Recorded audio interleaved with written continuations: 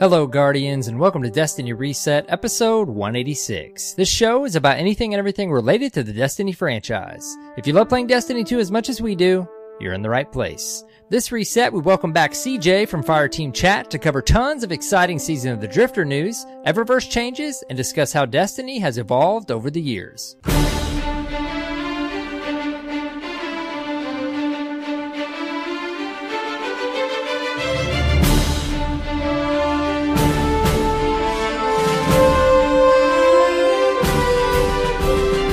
Hello, Guardians, and welcome. It's AER0KNIGHT, and of course, CyborgSasquatch. What's up, buddy? That was like super dramatic. Wow, you told me to hit record, and I have no idea what you were going to do. So I left you Hello, a little Guardian. pause there. Guardian. You didn't say anything. Was I supposed to? I have no idea what is even happening with this I don't intro. know how to do this anymore. I don't either. So I guess we'll just continue. Welcome to Destiny Reset. We've got an awesome show lined up for you. We do, with a lot of juicy new info and a juicy guest as well. Wait, no. Info and a really that's how he nice, wants to be described. awesome guest. CJ, are you juicy? I mean, I guess I don't have a choice right now. This is all right. Start over. Or not. No, we gotta keep it. All right. Did we just come up with a title? Hopefully not, because we did that in the first 3 minutes last week too. Juicy CJ stands for. There it is. Craig Juice. Juicy. Stop there. Craig Juice Insert Gibson. descriptive word. Okay. Well, We've got there you go. special guest back to the show. Thanks for coming on again, CJ Gibson. Welcome. Yeah, producer thanks, at IGN. guys. We're excited to have you. We accidentally Time number 2. Yeah, it's time 2. It's been a while. And we've timed this accidentally, like excellently. This worked out perfectly. I swear we've kind of been in touch on and off the past, probably a month or so. Yes. And every time we're like, okay, sure, yeah, let's connect this Thursday. Oh, no, that doesn't work. Okay, well, how about this? No. And now it's like this with all the announcements and everything today. It actually worked out. Yeah, it was great. It was meant to be. If we'll get into this, but I'm sure all of you listeners know, listening to a Destiny podcast, we got a lot of Season of the Drifter stuff today. And then CJ and Fireteam Chat had some of the Bungie team on as well today. So we get to hear about all that wonderful stuff. That's right. But before that, we got to hear about you first, CJ. If anybody doesn't know, you work at IGN and you are on a podcast called Fireteam Chat, which is all about Destiny. How long have you guys been doing that show now? So it's funny. We just were talking about these things because we did 200 episodes actually just last week. Congratulations, by the way. Thank you Congrats. very much. Yeah. So this was episode 201 with the Bungie guys, and I think it's probably been basically. I think they started. I wasn't on the show originally, but it started. I think about probably 4 or 5 months into the launch of Destiny 1. So it might have been just like right before Taken King. Mm-hmm. Yeah, I guess early 2015 maybe. So don't quote me on that, but either way, we're on episode 201 now, and yeah, it's great. Season of the Drifter just got announced. It was a great Vidoc that they released this morning, and we were lucky enough to have Lisa Brown, Lars Bakken, and Deej on the program. Yeah. So that awesome. was really cool for them to jump by and chat with us today. I tried to catch some of it. We tried to catch some of it before we hopped on now, but it doesn't really matter because you'll be able to tell us all about it. Well, I'm going to do my best. I will say that even watching the Vidoc, and then I'm sifting through Reddit right now, and then people are now taking, which is always interesting, people are taking our Fireteam Chat program, analyzing it, and I've seen a bunch of different comments about some of the stuff that they've obviously discussed with us. And it's really weird because a lot of this is very new, and so the details that they've given us are, well, pretty accurate as best they can. They're somewhat still ambiguous because we don't have any gameplay. Right. We haven't got hands on yet. So, but. Yeah, but there's a lot to digest between the TWAB today. We had the Vidoc,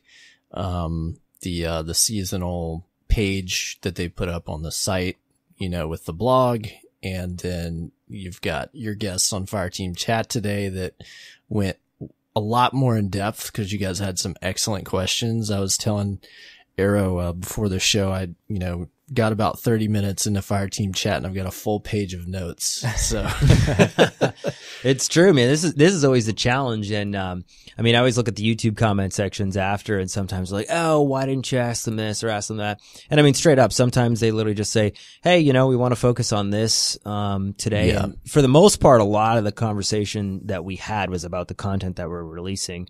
Or they're releasing, but yeah, I mean, they were great. Actually, they asked, you know, for as much as we could fit into about 45, 50 minutes, they were fantastic answering a bunch of questions in detail. Yeah, that's awesome. yeah, I thought that was great. The highlight, as far as I made it, which wasn't as far as 30 minutes, but the highlight so far for me was the invader pants.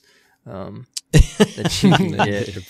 That was pretty funny. Invader pants. Deej went on to say, you guys want to, it's prime time, get your invader pants. I'm like, that's right. That's it. That's what it's going to be for Gambit Could Prime. be a it's meme. Prime time, guys. Could be a meme. It's prime time. Well, yeah, that was funny. we're going to get into all that stuff. But before we do that, just in case they don't know, we got to hear a little bit about you, CJ. Of course, if you don't mind, tell us a little bit about yourself and also how you ended up at IGN. So I feel like I've maybe said this story before, but if not, quick recap, I guess. That's okay. We've transitioned and had some people in and out of the IGN office recently. So Fran Mirabella, no longer on the podcast, had recently ventured out Sad on his face. own. Exactly. He hired me back in 2015, but I had actually met Fran in 2006. So indirectly, career started in 2006 with IGN. Nice. But as a full-time producer, video producer, senior video producer in 2015. And then, I do pretty much a bunch of different things, but mostly centered around like quality control on features and vidocs and all that other stuff that you'd see on the website if you go to IGN.com or YouTube.com/IGN. You are the video guy. I am Audio the video and guy. miscellaneous That's titles, especially now. There's a bunch of things that encompass video production, and yes, audio is one of them. It's weird because I've always kind of been into that ever since I started. I did take a college program in broadcast journalism, and so yeah, that Xbox name just kind of stuck because people called me the video guy. So it seemed appropriate to make my gamer tag that as well. But it's actually it's a nice fit, and it ended up working out in the long run. Yeah, it works. And you now, when you met Fran, and then you ultimately did actually go to IGN, did you move a long ways to go? Yeah, so I'm actually Canadian. You'll hear it with certain words. I now intentionally will say process to you guys rather than process, which is what I say in Canadian. You'll hear it in my tomorrows and my abouts. The but listeners I figured it out. You do a pretty good job, though. I mean, I'm trying because there's certain words when I say them in meetings and corporate conversations, everybody's like, "Oh, where's this guy from?" But yeah, I'm from a small city named Regina, Saskatchewan. Yes, I'm saying that correctly. And I moved out I heard myself say it. I moved out in 2015 with my family here, and yeah, I've been living in California working at IGN since December 2015. That's awesome. You know how it's funny how I know that you're Canadian, because you have like the same cadence as Imtashed. Oh yeah. Well, it's weird because I've tried to adapt, and only because of being around in so many meetings, people will still say that to me. And there's just certain things like sorry. When I say that out loud, it just sounds wrong. So I will always say sorry, which is that long Canadian O. That's the right way. Sorry. That's the right way to pronounce it. I don't even know I can say it that way. Sorry. Well, that's the thing. I'm in the Midwest, and then Cyborg's even quite a bit further south than that. So you may hear us accidentally make words longer than they really are supposed to be. But that's okay. Yeah, There's no wrong the or dialect's different. It's funny. I think actually Mtesh is from Saskatchewan as well. So he is a prairie boy, and there is a bit of a different dialect between the West Coast and the East Coast of Canada. But for the most part, I've actually lived a bunch of different places. So I mean, I've lived in Halifax, Nova Scotia, lived in Saskatchewan, lived in Prince Edward Island. What's Brunswick? fascinating, a little bit everywhere. dude, is anytime we get off on the subject with a guest or a friend, and it's like how things align, right? Like you're from there, moved to work for IGN. We're a couple dudes elsewhere in the US. We all play Destiny and cover Destiny, and somehow we ended up on this episode, the second that you've been on, somehow this evening talking about our favorite game. It's really kind of crazy. It's to think about. pretty crazy. Yeah. It's I mean, crazy. we kind of had a very reflective episode 200. We were initially trying to line up Bungie for episode 200. They were very gracious to come on and to chat with us, celebrating episode 100, which is a while ago now. But they were like, yeah, we don't just have quite the announcement that we'd like to talk to you about. And it's one of those things, as soon as you get into a situation where they have some things that they want to announce, but it's not the right timing, it's like, well, you could have a conversation that's like cagey for an hour. Right. And nobody really wants to do Or that. just wait an episode. Exactly. And so then it was one of those things where we're like, okay, well, let's take this time to make it a little bit of a reflective, farewell to Sean Finnegan, who's actually been an IGN, I think, for the better part of 7+ years and been on the show pretty much almost like from episode, I think like 7 to 10. While. Like he's been on the show for a long time. So it's a lot of, it actually worked out. Of get goods. It is. There's a lot of get goods and, chiding people for, their lack of skill in, PvP. But so funny. Sean embraced the heel, I said, very well on the show, but he's got strong opinions and I love him.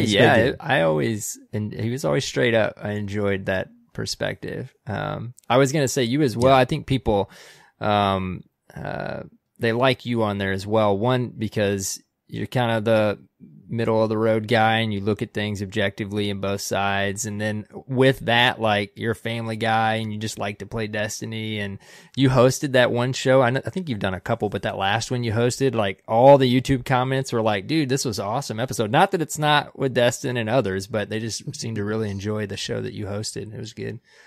Yeah, I appreciate that. Yeah. That was like the end of the year one. It is one of those weird things where it's like, yeah, Destin and I obviously very different, personality types. I'm very type B, relaxed, easygoing. Destin, extremely type A, very in control. It's funny because in some ways I think I probably lend myself better in the hosting category. Not that I think I'm a better host than Destin, just typically you have a host stay neutral, and Destin's just a very opinionated guy. You throw out the open-ended points and questions to the other co-hosts. Absolutely. And so it is funny because we joke that Destin is obviously very passionate about the game, and I am as well too, but it just comes out a little bit differently because of our personality. Yeah, you just have to watch enough episodes to know his passion comes from a good place ultimately. Exactly. And I always jokingly say that, even for, we got a chance to talk about this on the episode, just saying goodbye to Sean, is that, yeah, I mean, we obviously kind of are aware that we have different quote, quote characters that we become on the show a little bit. And so, Sean really does like lean into his, get good, need to be better PvP, come at me kind of personality. Steven's kind of got that level-headed approach too. He does. Yeah. Steven and I talk very granular, about granular details in behind the scenes. Obviously I met Steven playing Trials, so we're basically pretty, competitive PvP type players, but I'm a lot older. And so, yeah, my brain is wired a little bit differently, have just a different perspective and experience. And I joke that I'm on the fence guy. Like if I really want to agree or disagree, you'll hear it. But, I very much am usually trying to see both perspectives. And I think that's kind of important because I don't think that there's a lot of people who get a chance to see and hear and understand the perspectives of the devs the same way we do, because we actually get a chance to see some of the things behind the scenes. So I think it's important. Yeah, definitely. For sure. Well, we'll shoot through these other questions. Gaming, of course, we always ask what got you into gaming, and then you can ultimately roll that into what got you to Destiny if you want, man. Yeah, well, so I think I remember my first game. Everybody's probably had this conversation, but Hard Hat Mac. Have you ever heard of this game? I mean, I'm like appealing to a very old group of people. Well, here you go. This is a classic question, Cyborg, and I always end up notating what platform, what console is this random game you speak of? Commodore 64. Okay, so there you go. That was my guess. There you go, listeners. So that's how we date people. That's exactly. How we know.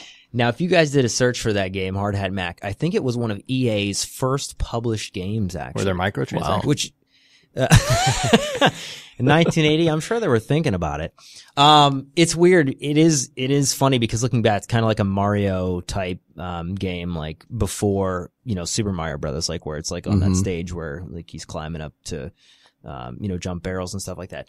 But it's, like I've always been fascinated with, computer games and obviously and Nintendo games. I was a big Nintendo guy for the most part, but every, Atari, Commodore 64, Intellivision, Nintendo, Super Nintendo, right up until pretty much, I missed a little bit of the GameCube era. I played it at a friend's house, but I didn't actually own one because I was going through college. But yeah, just a huge gamer with, pretty much everything. And yeah, just kind of carried through all the way through my, teen and we were similar adult years. You're in good company. I was thinking, we're all the way back to definitely at least regular Nintendo, maybe a little before, but, you might beat us a little bit there with the Commodore.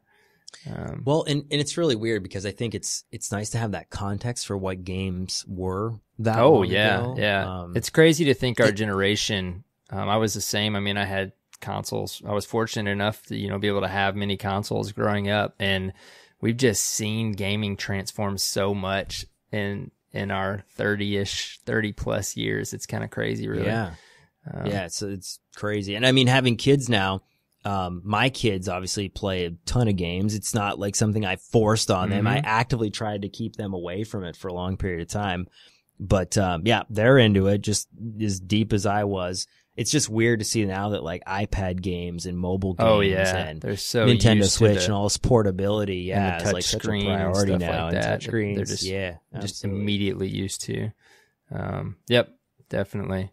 But yeah, always played games, and I always have to give a shout out. My favorite game, everybody asks this, and this is a question we ask people actually when we hire them at IGN, is like, what's your favorite game? That's the very first question that get asked. And I would say that my favorite game of all time is probably A Link to the Past on the Super Nintendo. Yes. It's just something Classic. about that game, seems just like perfect. The opening like 3 to 5 minutes with the way the story's presented and, just like even the sound effects and the art style, even playing it years later now, it just still stands up for me as like one of the greatest games. Yep. It's good.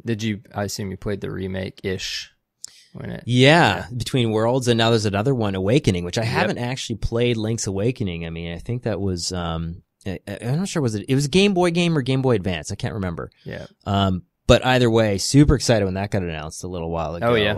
Cause dude, I had to borrow my, too. I actually never had a game.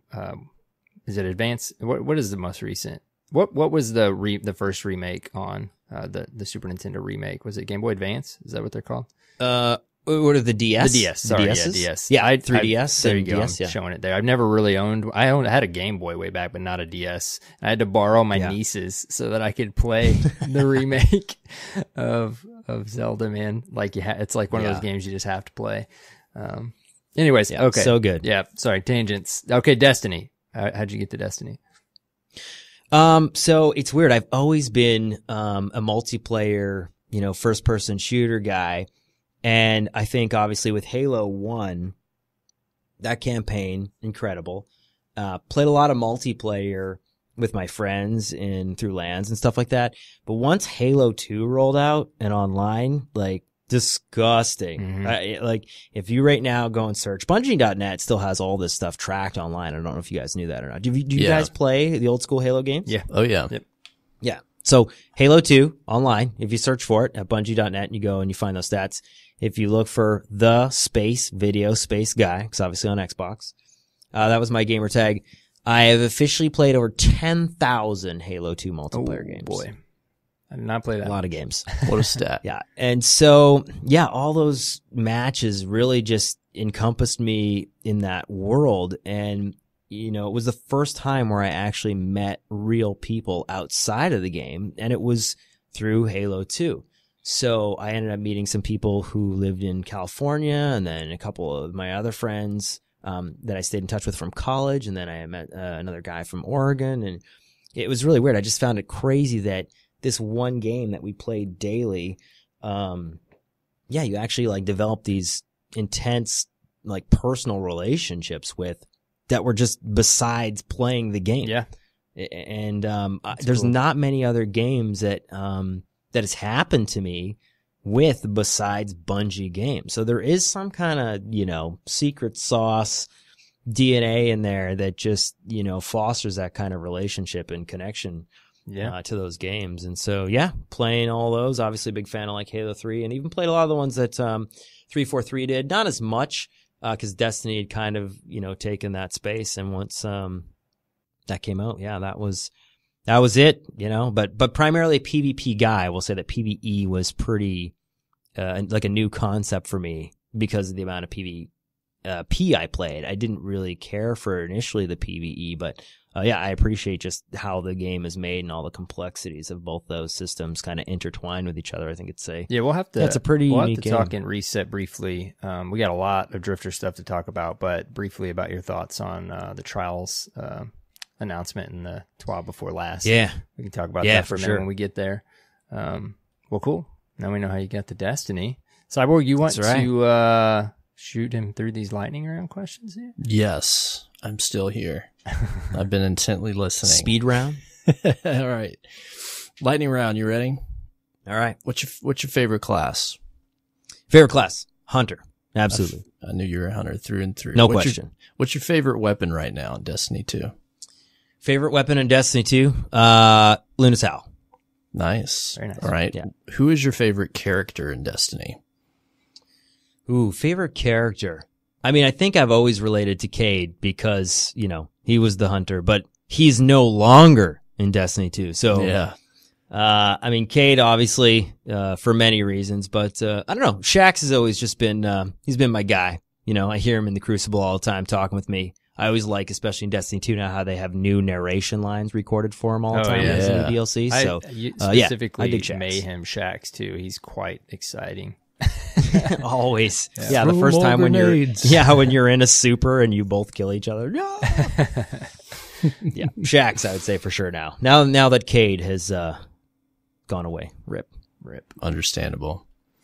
What's your favorite game besides Destiny that you're playing right now?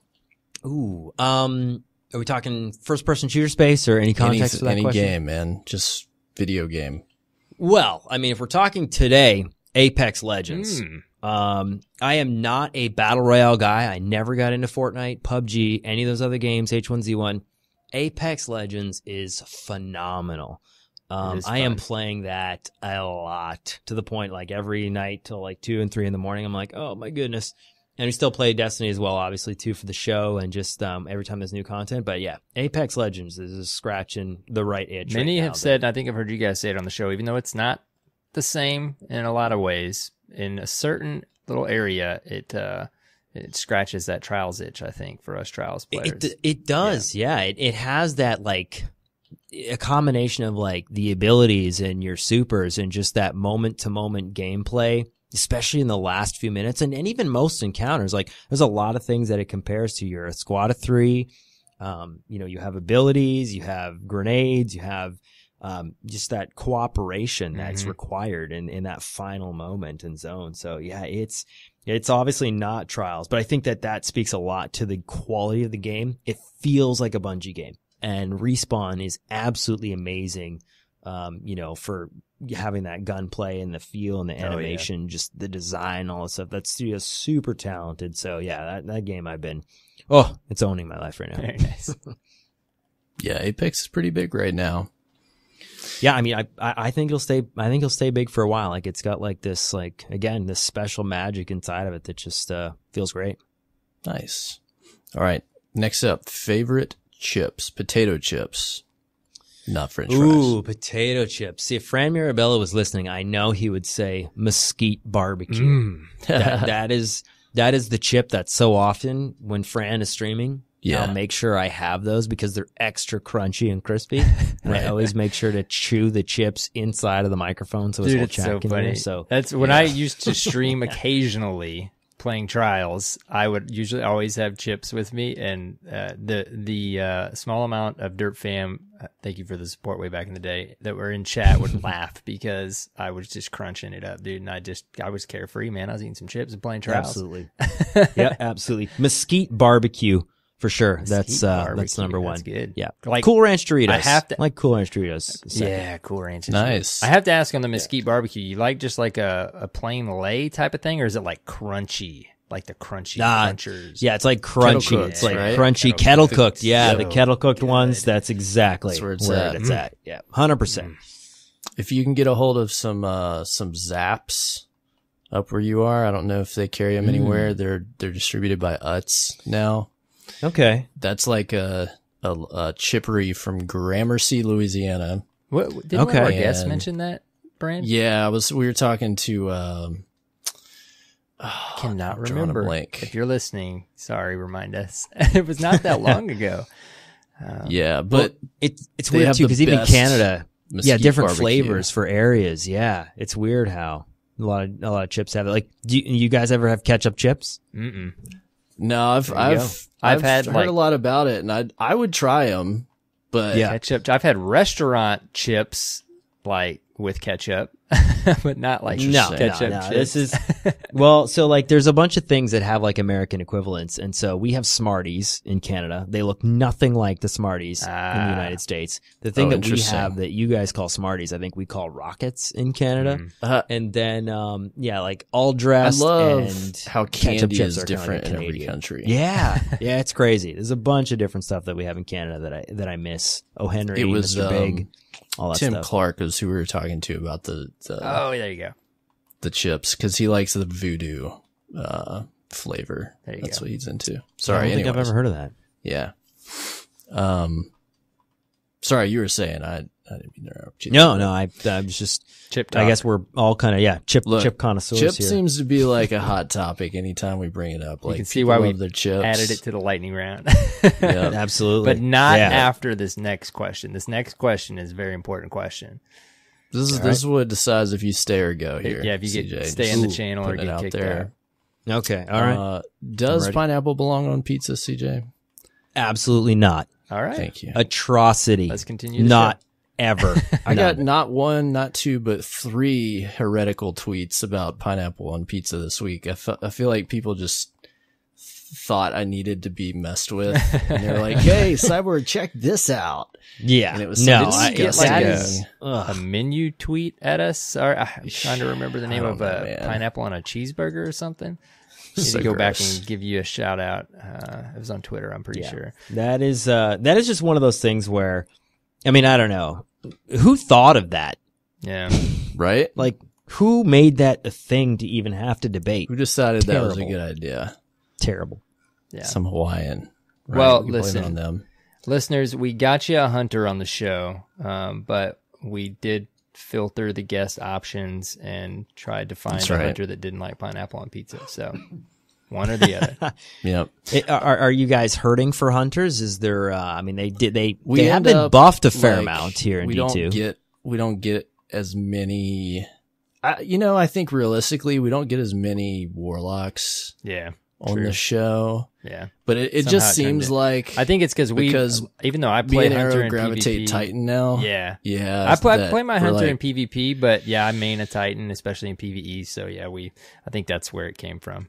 we try to balance it out a little bit. So I've tried to like play a Titan and a Warlock, and the problem is like just naturally I keep going to Shade Step or Oh, yeah. I look at myself. That's why in the post I screen and I'm like, I who's peep that? Titan PvE, and then I still like my Titan in PvP. But when I hop over to the Crucible, if you look in my dim menu, all my PvP weapons are on my hunter right now. Yeah, yeah. I've always just I no, enjoy, mean, I enjoy Crucible a lot as a hunter. Just the Yeah, agility options. That's and snappy stuff. jump. It is, man. yeah. It's just Mhm. it that is, man. It's verticality. exactly that. It's the double jump. When you played, I think I was. I've asked this question on Fireteam Chat before. What was the very first class you played in Destiny 1? It was Titan. I was a warlock. Yeah, Now, do you guys still see yourselves as that primarily? I or do no? actually. Yeah, I do still main a Titan. I'm a bit heretical. I'm inside warlock, outside Titan. He just recently like switched to Titan. I Yeah. think didn't you with Forsaken? Destiny 2, or was I it Destiny 2? converted? Yeah, it was like probably after a couple months into Destiny 2 proper, I started full timing a Titan. And It's funny we get on this actively. conversation because That's we what it really is, yeah. we run all the classes, but there's always the main, right? Your main. Yeah. Your main. Yeah, I do think it comes back to a little bit of that. And because when I first played the game, I played a hunter. I didn't know any different at the time. I remember seeing it was like, no, I think it was like basically there's something that said in the menu that made it seem like it was a sniper type character. Right. It's like, oh, I love sniping and, Halo. I'm going to roll with this. And then there was the double jump. And then once I tried the other classes, especially the Warlock, I was like, nope, not a chance. Well, there you have it, Understood. Well, I had one more question I wanted to throw in that's just kind of like a current topic, but are you going to roll Vanguard or Drifter on your Allegiance quest? That's very good because Steven and I were just having this debate like a half an hour on the phone. And I was like, dude, like I'm one of these guys who I'm on the fence, right? So naturally, I don't want to make the decision for my hunter and then have to be committed to that. It sounds like, per character. That whole time. Yep. And then I was like, oh my gosh. Okay. So, I mean, here's the thing. I feel like there's something shifty going on with the Drifter, but a part of me just kind of likes him regardless. Yeah. And so I feel like, instinctually I'll lean Drifter. It's weird too, cause like I played the Star Wars MMO for a little while and players and fans just they're like, oh, I'm going dark side. I went light side and I naturally am looking at this and I'm like, I gotta go Vanguard. I mean, I'm a Titan. I got Zavala's ship. But then there's always like, but it's so interesting. The allegiance to the Drifter. It's funny because I feel thematically the same that my Titan should go Vanguard, right? Mm-hmm. Like he should be playing by the rules. Twist if you went Drifter. But I only like to play Gambit on my Titan and he's at the Dredgen. Like that's where I earn my title. So I feel like I have to lean into that. And so that's fair. I'm probably gonna do the Dredgen, follow the Drifter path on my Titan and get into some gray what's areas. cool too is on my Warlock I'll swap to follow the Vanguard path. Is that the part two, which I guess we'll get into this detail, is that the part two where we'll see two different Yep. Yes. Okay. So different parts of the more quest. than worthwhile to run it at least on two different characters on each side. Absolutely. Yeah. And that's, I think, the thing. It's weird that you guys mentioned that. I wonder if a lot of hunters, especially with some of the backstory of the Drifter and then Shin Malfur and all the rest of that stuff, like you feel a little bit almost compelled to see what the Drifter's up to in a way. Mm-hmm. So, I feel like as a hunter, Cade was always a bit of a rebel. So I don't feel like I'm disappointing the Vanguard if I if I lean Drifter, right? It's interesting too if you remember the mission for Ace of Spades and you're opening the different chests and there's one for the Drifter and Cade kind of talks about like how he ran with the Drifter for a little bit. Yep. And he even tries to take credit for the Gambit idea. Oh yeah. He's like, yeah, you're finally doing that thing, huh?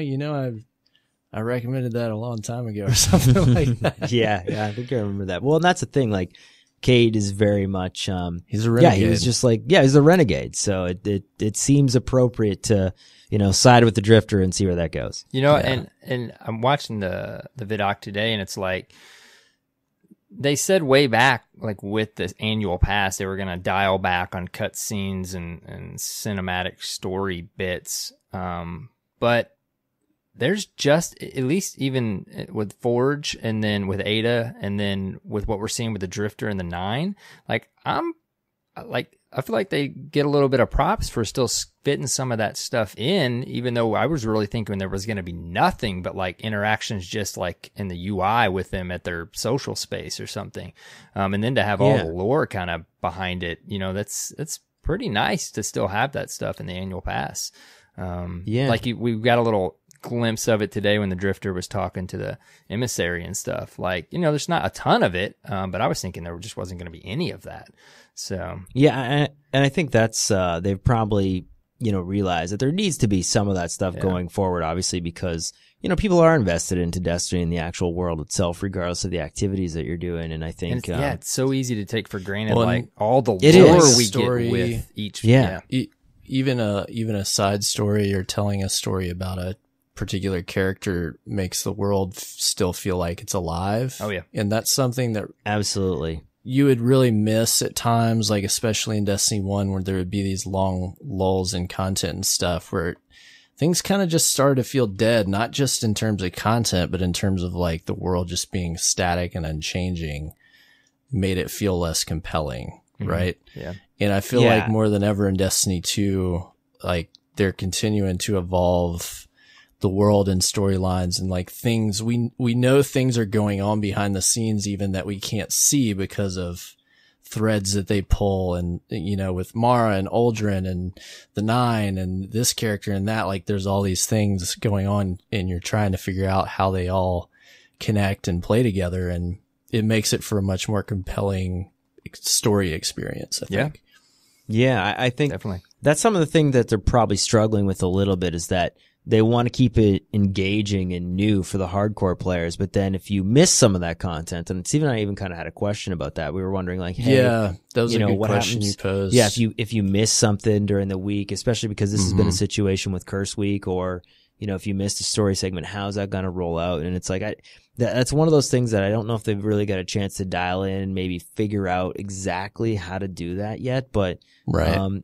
Yeah, it's an interesting situation, but I will say I respect them for leaning into like this whole choose one class, and that's or choose the pledge. I think and we can get into this. We're starting to get into like a lot of the meat of this content, but there's two things that I think are direct feedback to things fans have asked for over the years, and this is one of them. Like, give us something that has impact and has a choice, right? Absolutely. And then the other thing is starting to kind of dive into, like set bonuses and perk sets on armor and really specialized stuff. So super excited to hear that. Yeah. So let's pause for a minute because I don't want us to get too far into this. We're still in the beginning of the show. Believe it or not. 36 minutes in. Yep. But we're going to circle back around, but we got a couple little housekeeping before we keep talking more Destiny. Yes. Oh, and I was going to say, I'm trying to remember names. We did just want to give a shout out, for the pineapple burger menu picture. Destiny Dad 2 is who that was. So thank you for the random pineapple tweet this week, by the way. You realize we're going to get, if you mention that they're tweeting you those, we're just going to get tons of pineapple tweets. I shouldn't have said anything. That's okay. Anyways, all right. Don't giveaways. feed the We got trolls. some giveaways to Oh yeah. So we got a couple announcements real quick. Last week, or the week before, we announced a couple giveaways. One, we were giving away some Forsaken playing cards from back from the Forsaken launch. If you pre-ordered from GameStop, they had this cool set of playing cards, and we had 5 of those to give away. If you came and just retweeted a tweet on our Twitter. And so we've chosen those 5 winners, and they are AER0KNIGHT. Please list the winners. Oh, you're going to do it to me, huh? Man, it's team I'm effort. so nervous. Cipiro, Yep. Mm-hmm. Kambalux, Kambalabuli Bali, Joshua JJ CAMBALLUX. Joshua JJB2. Thank you for that username. Timothy Rushing 4 and R Widowson. Congratulations, Guardians! You get some of those awesome. They really are awesome. I've got some here. The Forsaken playing cards are super cool. Look for a DM on Twitter. If you don't get on your Twitter a lot, be sure to go check it this week after the show premieres so that we can reach out to you, get your mailing info, and we will ship those out to you promptly. Yes. Next, we also gave away a Blue Yeti microphone, and for that, you had to send us some mail, either SpeakPipe or email, and tell us who was your Crimson Bond in Destiny. Who's that BFF forever that you play with all the time and have defeated many foes with? So we got lots of entries, and we're going to continue to play those and read those emails that we got to share those with everyone. But we did have a winner. Who is it, Cyborg? Who is the winner? The winner was Kingsley Mack. There you go. Congratulations, sir. Very cool. Formerly, I think Mick Kingsley, right? Yes. That was the same fellow. Yes. Long time listener. We recognize you. Yep. Congrats on winning a blue microphone. Again, we will reach out to you or you reach out to us. Whoever gets there first, we'll get your info, and blue microphones will ship your mic to you directly where you are, anywhere in the world, because they're cool like that. Thank you, Blue Microphones, for being our sponsor and providing that. They are cool like that. They're pretty cool. I'll give it to them. Anyone all right. I think that's all the announcements this week. That's it. We'll have more to come. So much to talk about. We gotta get this going. Yeah, so we got to get into some newsy news because there's so much news, and we're going to talk all about everything that came out this week, from the Vidoc to This Week at Bungie to Bungie's appearance on Fireteam Chat that we referred to. CJ. And also a cool narrative preview. Info. So much info. Shoo, where to start? All right. Where we always do, Allow me to be your guide. This week at Bungie on March 5th, the Drifter takes center stage. So, as you've been knowing, if you've been listening, Season of the Drifter begins March 5th, this coming reset. One thing worth mentioning right off the bat that I almost didn't catch on until one of my buddies pointed out to me. You know, I was assuming that the season started March 5th and then the annual pass content would start March 12th. Same for me, man. That's similar to what's happened in the past, but it actually just kicks right off on the 5th. Yeah, it's nice. Yeah. There won't be no complaints here. Yeah, I just didn't take that day off. That awkward week. Yeah. That's what happens. Yeah. Dang it, man. Boom. And it's Mardi Gras too, and I totally could have. Because that's a holiday we get to celebrate down here. And I was like, yeah. Well, I'm not celebrating that, so I guess I'll just work. And so I, booked a bunch of appointments and stuff, and now I'm going to be kicking myself. You sound like you don't feel very well, Cyborg. Yeah. Take a few days to kick in fully. I don't know, but I'll get sick over the weekend. I don't know. Take that one off. Yeah, I'm self-employed. I got to make money. Yeah, guys. you got to get Everybody's got to work. So I guess first up in the TWAB, we have embedded here the Season of the Drifter Vidoc that we were eagerly awaiting and dropped this Thursday, which that's the day we're recording, in case we didn't mention this is a Thursday evening. And we got to check this out. A lot of cool information in here. The team seems really excited. You guys have any hot takes or any cool moments that you guys enjoyed out of the Vidoc you'd love to talk about? So here's what I want to ask you guys real quick. I've noticed, Arrow, you say the video here real quick. What is the video called? I know. I was going to ask you guys this. I call it a Vidoc, not a Vidoc. That is incorrect. A Vidoc. It's a Vidoc. Here's my reasoning. Yeah. I thought it was Vidoc. I've heard both. I've hered both. What two words make that word? Tell me. And so I understand, but No. Here's the thing. I've officially asked Deej this on the record multiple times. I know internally. That this is what Deej but wait, says. why is internally it is the Vidoc. But wait, why is Deej and I get it. He's I asked the same thing. But he didn't. He didn't create the word Vidoc. So no, it's but a video. Well, they kind of did though, way back when in the Halo that's 2 like and telling 3s me it's when they GIF started and releasing not them. GIF. You guys, well, I mean, it's you guys. Okay, Vidoc. Supposedly the correct name is Vidoc. I didn't want to correct you on your own show, but when I heard you guys both say it, I was like, okay, I can bring this up now. You can always correct us because I still am probably going to say Vidoc, but we welcome being corrected. We are not those kind of guys. If there's you can correct anything us all day long. there's always a point to argue in Destiny, it's how to pronounce Destiny related words. Oh my goodness. There's always a new one. We've had this debate on the show so many times. I think I've heard the latest one with Sean and I have been arguing, is it MIDA multi-tool? Oh, get MIDA multi-tool. MIDA. Yeah, exactly. MIDA? Who says MIDA? I think that's what he says. There's a whole bunch of different ways to pronounce different weapons. So Melee, I think even melee. melee. It's melee. I'm gonna, what's the, but I am. You're kind of redeeming yourself a little bit here, but I'm scratching half of this off the show notes. Do not invite CJ back. Well, it was fun, guys. That was, I'm glad we had this time and this moment Sit today. here and Era's just sitting here like, this Canadian telling me how to say words. He's a video guy too. I should just take it. I Exactly. should just listen to you. All right. All right. It's weird. So the last one that we had, I got corrected, I think, by Pope, who's I believe he's a principal or a teacher at a school. Yeah. Antiope D. Oh yeah. Is actually Antiope. It's Antiope. Yeah. It is technically, But but I that's still a like to tricky say one because I know. I've heard Antiope and then I've been corrected by like scholars who are like, actually, it's and Exactly. blah, blah, blah, blah. Like there's like Yep. literally 5 ways to pronounce the word. And you know I what? I know. went with how they said it on Wonder Woman. There you Okay. go. Yep. There you go. Well, and most of the time, yeah, you hear even the devs like, argue and go back and forth. But Vidoc, I've been told is the. but if it that's was the by official. Deej, I'm gonna need more than that.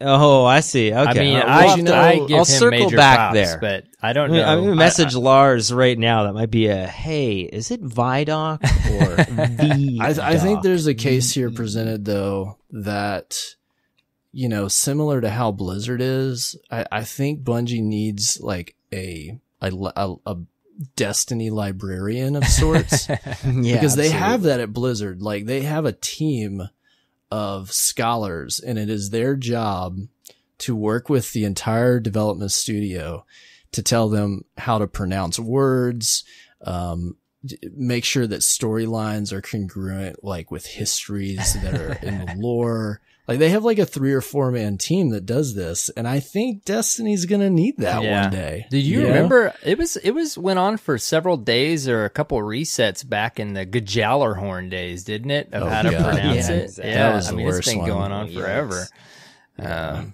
Well, there you go, CJ. You're Yellow. pulling out your hosting skills and totally derailing us. But do you guys Apologies. want to Yeah, talk that- about this Vidoc or what? There we go. Vidoc? Let's talk about the Vidoc. Oh, Vidoc. So the Let's all say it Vidoc was together. cool. We got introduced to a lot of new information on what we're going to be playing with Season of the Drifter. Got some names to some things, got some introductions to stuff. Let's start off, I guess, with Gambit so much to Prime. unpack. Yeah, and CJ's got some hot takes and some new info Yeah. too. Yeah. CJ, you lead the way, my man. gosh. Gambit Prime. Well, there's so much that we basically kind of asked them that I'm trying to process as well too. Like we literally just finished recording a show like about an hour or two ago, and Yeah. then we pushed it live early just so it was out there for everybody to watch. Normally we publish our show on Friday at 5 p.m. But yeah, so oh man, I'm trying to think. I think just the fact that the armor in and of itself and the way you acquire that and that sort of connection with the reckoning and how that works, I think that's really smart. I think there's something interesting about potentially having to collect armor outside of the game that impacts the other game that you're playing. It's often what we've said for, you'd play a pinnacle activity like the raid or trials, or you get weapons right from the raid, but then you want to go try them out in PvP. Yeah. And I think that kind of facilitates that kind of experimentation. So super excited about that. You did I thought ask that him was fantastic. too and got him to confirm because people were getting pretty excited that we might finally see a gear set with perks, and they did say, I did make it that far, didn't they say like you can mix and match and there is actual piece perks, and then if you get a full set, did they call it a pinnacle perk that you would unlock? Basically, it's like an aura that's going to be visible on the Guardian that's actually sporting potentially a full set kitted out into whichever sort of class they deemed relevant. And I can't remember, maybe help me out if you guys want to look this up. It's the Invader, the Collector, the Sentry, and the Reaper, I believe it was. Yep. And then, so it's cool because even playing Apex Legends, and again, I apologize for doing that, there's a bunch of things right now that people are comparing it to that gameplay. A Gambit has those elements over and above just, your 4 different classes, right? Or your 3 different classes, apologies, that you pick, Titan, Warlock, Hunter. This is one step deeper. It's like there's certain things inside Gambit that you each gravitate towards that you'd potentially want to maybe spec a specific class, like a Titan with Melting Point or, whatever, depending on your role within the group. And this is like one layer deep that or few more that potentially I think people have always wanted. And I didn't really see this coming. Like, this is something that we've asked for, I think, even in like Iron Banner. Oh, yeah. And especially like gear Some for the sort of raids or set PvP. gear, yeah, like a set gear, like a bonus stat roll or something like that, or bonus perk that if you apply all of them, it's beneficial in some capacity, besides just like, oh, it reduces like super damage or, it increases it. Like, these are actually perks that are attached to, when you combine the gear. And so that was really cool. And it looks really so good too, man. I mean, it seemed like a lot of the community liked the ornaments back in the day, and we've heard a lot about, Guardians wanting that back. I love the snakes, man. Yeah. I'm so pumped. I wear snakes. It looks great. And I mean, here, I will say this. I mean, people accuse me of maybe being a little bit, not critical of Destiny. I'm actually not a huge fan of some of the armor in Destiny 2 in comparison to Destiny 1. Like, much respect for, much respect for that team. Like, I never talk and criticize anything that I always go, oh, yeah, I mean, like, this is what I do. Not an artist. So, can appreciate still the amount of time and energy that goes in to make those things. I just felt like I connected with a lot of the armor better in Destiny 1. And this is the first set of armor that I'm looking at, besides Cade's Cloak. I really like Cade's Cloak. The Vanguard Dare. Yeah, the Vanguard Dare. Yeah. But this stuff all looks phenomenal. Like, it looks really, really cool and super just stylistic. Yeah, and the fact that you, all those things you said about it, the fact that in Gambit you set in that little waiting area on his ship before you load in, and you basically get to display what kind of havoc you're going to wreak and in what way. Yeah. For those few Absolutely. seconds. Yeah, it's super cool. Well, and that readability, that's something that I think, again, I apologize. I'll try not to do it too much, but Apex Legends has really done a great job, I think, of making people fans of battle royales who typically are not fans of that genre. And some of it is because each of the characters have a distinct ability. You can't stack them up. And so you kind of know what you're up against when you face them in that space. This is kind of a little bit of the same thing. I think once you start seeing a hunter rocking this kind of armor, and you know that it's basically, the collector armor, or it's the invader armor, the reaper armor, because of the way it looks, that's going to make your brain think a little bit differently, just even having a visual of that person. Yep. And I think that's super cool. And it's got that prestigiousness about it, right, too? You see somebody, like, I want to go for that invader set, right? And I want to be sporting that around like my Wayfarer title and be like, I'm going to go in there and I'm going to get them. Yeah. Aspirational progression. Yep. That's a I James think Duggan the way line. they've set this up is going to make it rewarding to, engage in this content over the season and build up that specialization. And the system seems really deep. They even mentioned, so the way that the armor perk bonuses work is as you get a particular piece of armor, it gives you like a, +1, +2 or what have you, almost similar to like your, agility and resilience and stuff. And as you hit certain tiers, it opens the perk set for that system, whether you're like the Reaper or this and that.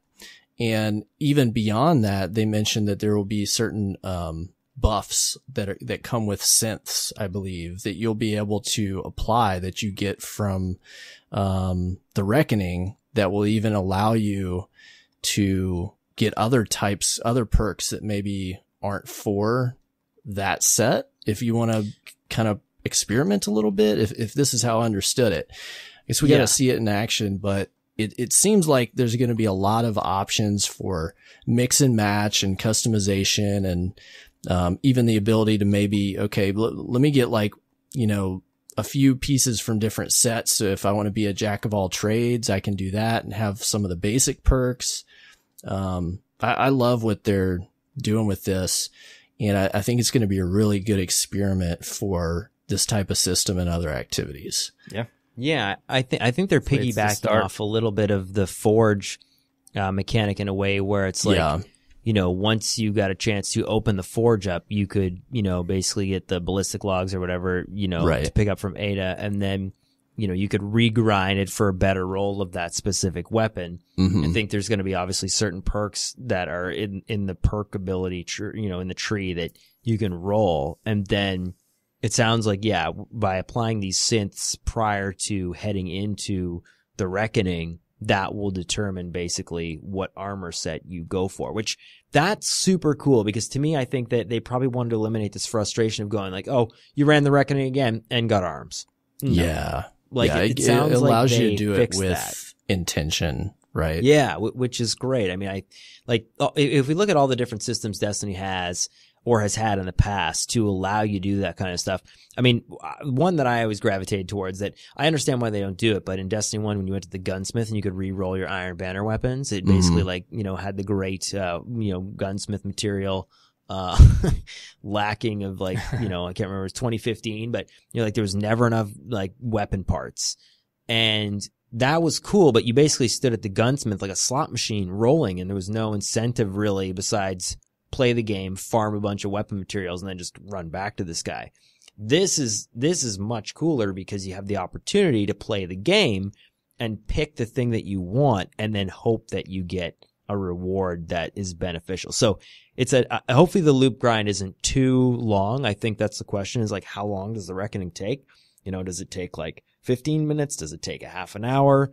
At least it's match made, so I think for the most part they're solving that problem. And they mentioned it's going to be fairly difficult. Yeah. You know, and how they described it. Well, that was the other thing. Surprising. I thought about is like, obviously a Season of the Drifter, it's going to be, you know, we were thinking it seemed to be, it was going to be Gambit heavy, you know, and it's like, man, if you don't like Gambit, this could be a off season for you. But there are other things like the Reckoning. Granted, there's that gameplay loop that you benefit, ultimately you're playing Gambit. Of course there's some quests and some events later. I will say it's awesome that the Thorn quest is like not available the end of the season or towards the end. Exactly. It's nice that right it's kind away of early right away, or maybe absolutely. Yeah, not even really mid. It's definitely on the early side. But the Reckoning, even if you're not maybe I guess hunting Gambit gear, it's still cool with the lore, the 9. It's a wave based. They've said Crota's End-esque, just chaotic. Like, so there's, you know, there's something there. I think even if you're not a Gambit player. But yeah. And that's a fair concern. I mean, I've had a couple people in the office. We always joke, we have a guy who plays tremendous amount of Destiny with us. He's been on Fireteam Chat like once or twice. We call him Brian C-Team Malkowitz, because he sometimes is on the podcast, but very rarely. But yeah, that's what he was saying. He was like, you know what? I'm not a huge Gambit fan. I don't know if this season's going to be for me. And so there is something to be said that if you aren't a Gambit fan, will you feel incentivized to go for this gear? And so I hope that maybe in the future they have some other kind of armor that maybe they could drop in there that has a similar gameplay loop, but maybe affects PvE or PvP or raids or something like that. Yeah. I feel like they're probably testing this out with Gambit and seeing how it plays out, and then maybe they could implement that kind of same idea into other activities. Yeah, hopefully it's the start of that. I do hope, you know, I mean, obviously they got a theme around this initial year of annual pass seasons. You know, ultimately we'll see how it plays out, but hopefully it does feel like to those players that maybe don't play a lot of Gambit that there's still plenty to do. I enjoy it, so you know I'm looking forward to it, but I guess we'll just kind of see how it pans out. So, can I ask you guys a question real quick? Yeah. You know, what is your guys' take on just on the season pass in general? I know that you know, a bit of a mixed reaction, I would say, from its launch. Yeah. From certain people. Like, are you guys enjoying or liking how they're doing this, or would you rather them go back to like the old Warbind / Osiris style? I enjoy it. Destiny for me is my always game, my constant game. I try to, if I can, with my game time, sprinkle in a single player game or maybe something else. Maybe something like Apex is kind of easy to go alongside it, but I like it to be my constant game, and sometimes it's all I play, especially with Forsaken and Beyond. There's just been so much to do and so much on the to-do list. But for me, I play a lot solo these days too. I was just chatting with a Guardian in the community today about this.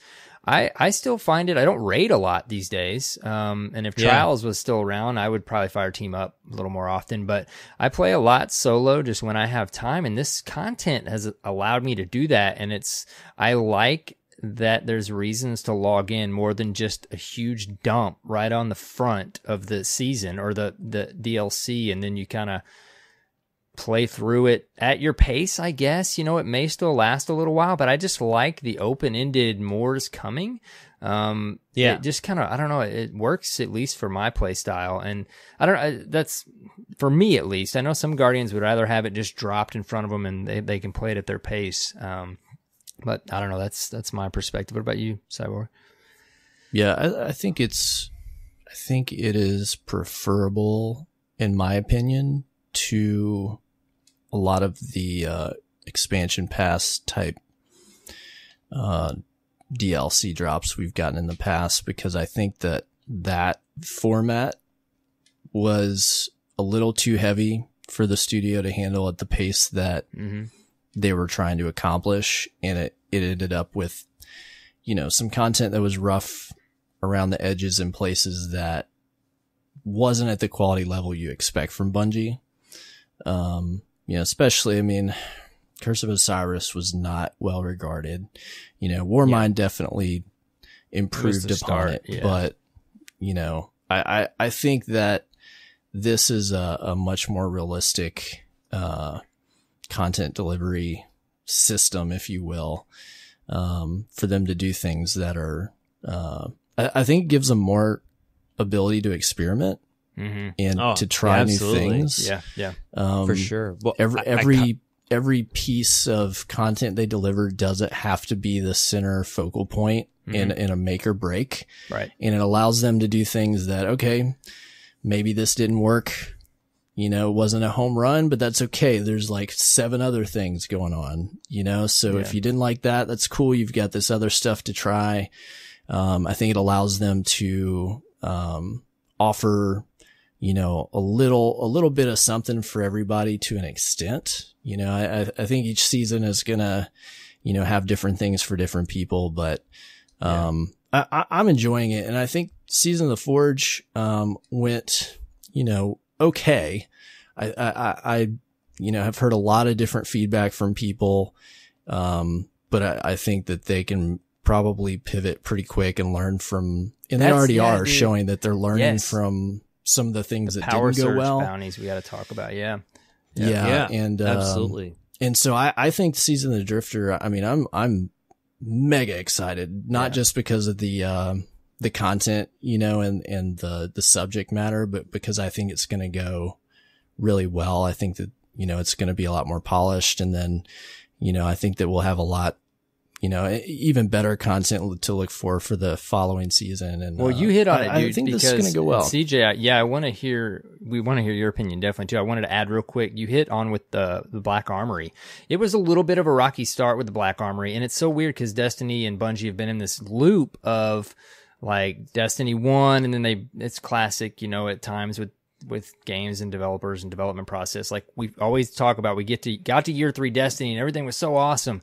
And then we relaunched in Destiny 2, and it's like, we've talked about, like, we hope we don't have to do that cycle again. And then it's almost like the game is in such a great place right now. And then we started this new annual pass thing. And it's like, this is where, as a player and part of the community and provide feedback constructively, like, it's kind of a new thing. The game was in a really great place with Forsaken, but like you could see with Black Armory, it was a new thing. It went over pretty well, but there were some rough edges. And I think you're right, Cyborg. Like we're seeing with Season of the Drifter, it's allowing them in a seasonal time frame to respond to that. And we can see already in the second season of this structure that it's allowing them to do that. And you can see it's even more polished than the Black Armory. And I just hope, you know, after this annual pass, whatever D3 is, maybe it turns more into a live game. You know, like hopefully we don't have to kind of do this little bit of okay, we're starting back at a little bit of a base and we need to build from there, because it really seems like this structure could play out well for the future of the franchise, right? Anyway, CJ, add thoughts to that for sure. Yeah, I mean, I think for us, that was one of the things that I appreciated, that they started off pretty much right off the bat and said, hey, you know, this is one of these games that while we obviously want to appeal to, you know, in the past, they've said the hobbyists, the people who play the game on a consistent basis, you know, we can't neglect the people who just want to jump in and make it work. And so, yeah, surge bounties, obviously, major quality of life improvement. That's smart. And it's not like it was a huge problem with, it was just that first forge. And tell if you don't mind, tell us how the surge power, surge bounties work.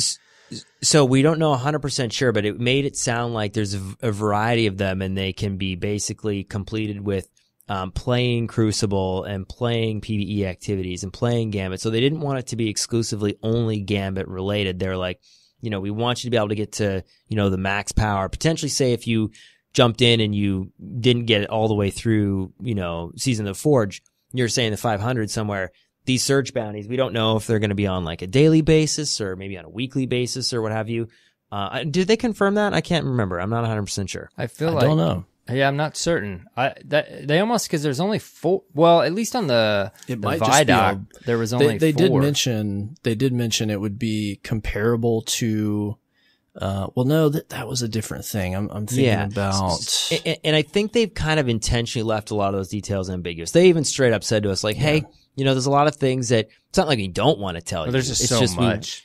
Yeah, there's so much, and we also want you guys to experience like a lot of those granular details organically, where it's like, hey, this is how the math and the science works. Structure that, like not only trying to structure telling us things, but not wanting to tell us too much because they don't want to spoil stuff, but then also knowing what they know and not accidentally telling us things. Like, I don't envy that position, No, and it's so funny because there was a couple times where Lars was looking over at Deej and he's like, and we're like, okay, carry on, moving on. But it was nice. They did. It's not like they withheld the information. They were just like, hey, we want you guys to kind of experience what this is like out in the wild. So I was kind of surprised. That's a moment of that. Sorry, I had in the Vidoc. There you go. It's the thorn. Nicely done. The thorn. I was like, wow, they just told us we're getting the thorn, and here's some footage of it. I thought maybe it would be a little more last word-ish where they didn't tell us, like, they did have the trailer with the last word at a certain point. But I was just expecting that to be kind of one of those things where they were like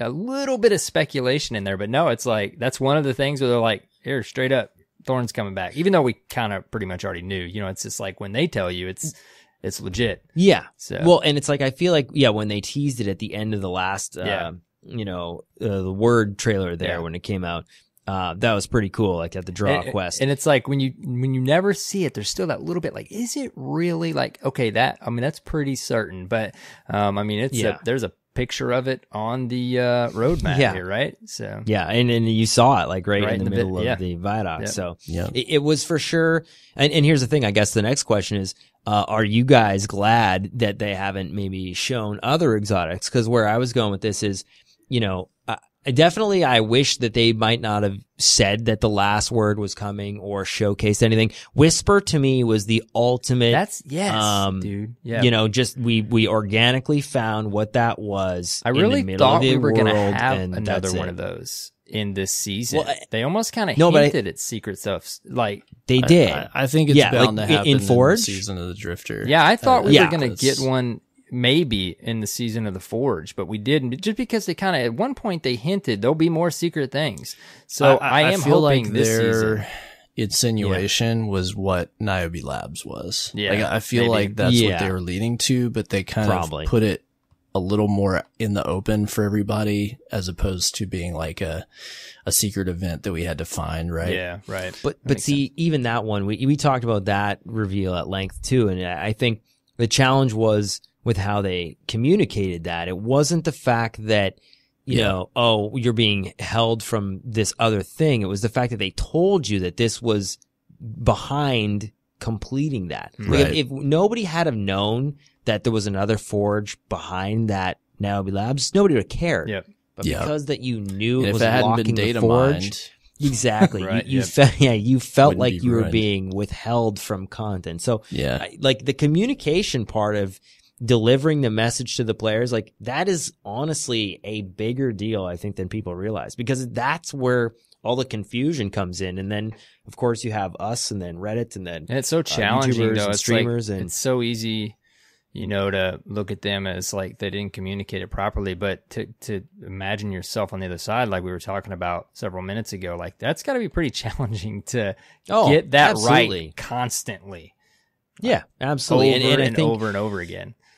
Yeah. And I think what people overlook is, obviously, if you've seen other games that have released in the past, few months, any kind of PvE or world, loot or shooters, it's very difficult to have a strong launch that is just technically sound. So I think Destiny doesn't get a lot of credit for that. Like 9 times out of 10, when they launch something, the game itself is very functional. It might have maybe like, again, opening, the parts of the Forge, even still now, it's not something that I really enjoyed. I felt like a lot of those things were very drawn out and a little bit too long. But the actual grind loop for doing the Forge style things and getting the weapons after you unlock the Forge, I felt like that grind was, pretty satisfying. The only overall. thing I wished with Season of the Forge was that those Forge unlocks went across characters. And I feel like they're kind of addressing that indirectly with this new season. It doesn't seem like there's going to be that aspect where they mentioned specifically like you're just going to be able to jump in and start playing. That's huge. And huge. And again, we did have that complaint as well. They even addressed that fairly quickly by reducing the power level from 610 to 605. But the issue wasn't if you were at power level 600. The issue was if you were much, much lower than 600. Well, I didn't even I want to think grind these the other surge bounties forges out, man, because of those. But just I want didn't, some quests, yeah, right? I didn't mind the quests, but I didn't want to do them again. And I want to play on my other characters, absolutely. but I didn't. As much as I love the game, like I could not find motivation. And there's also a lot to do on my main character still, but I couldn't find the motivation when I logged into my other characters to go do those quests again. Well, not to mention the fact that what was on those armor, like besides looking cool, what was on the armor that was really beneficial? Right. Yeah. Right. Yeah. And it really was there the isn't primary cool. thing, especially once you it got definitely the was exotics. some of the coolest looking armor that we've gotten in a while. So, but and I agree with you, but again, the incentive for you to grind for something cool versus It's gotta something improve cool your gameplay and loop functional, somehow. exactly. It needs to potentially have both. Yeah. it's got to The weapons are one thing because because you can transfer them I between. wonder how characters, many but you people would have can't grinded transfer those quests armor. out multiple times if the exotic frame drop opportunity wasn't there. Because that's why a lot of people I don't did it, know. I think, is to get. So Yeah. I want to, because you brought that up, here's the question. CJ, you brought up how you're glad that they didn't show any other exotics. We know that we're going to have 2 different exotic quests. One of them is going to be Thorn. Do you think the absence of showing these exotics just means that they're keeping them close to their vest? Or do you think that it's possible we're not getting that many more Because exotic we got weapons? an exotic trailer with Black Armory, right? Didn't we? Yeah. I mean, so there's 2 sides to this, and I've seen the side that some people have said online, and I think I am more along the lines of I don't want to know. I think there's just this much more sense of discovery, and So you think they're keeping it close to their vests?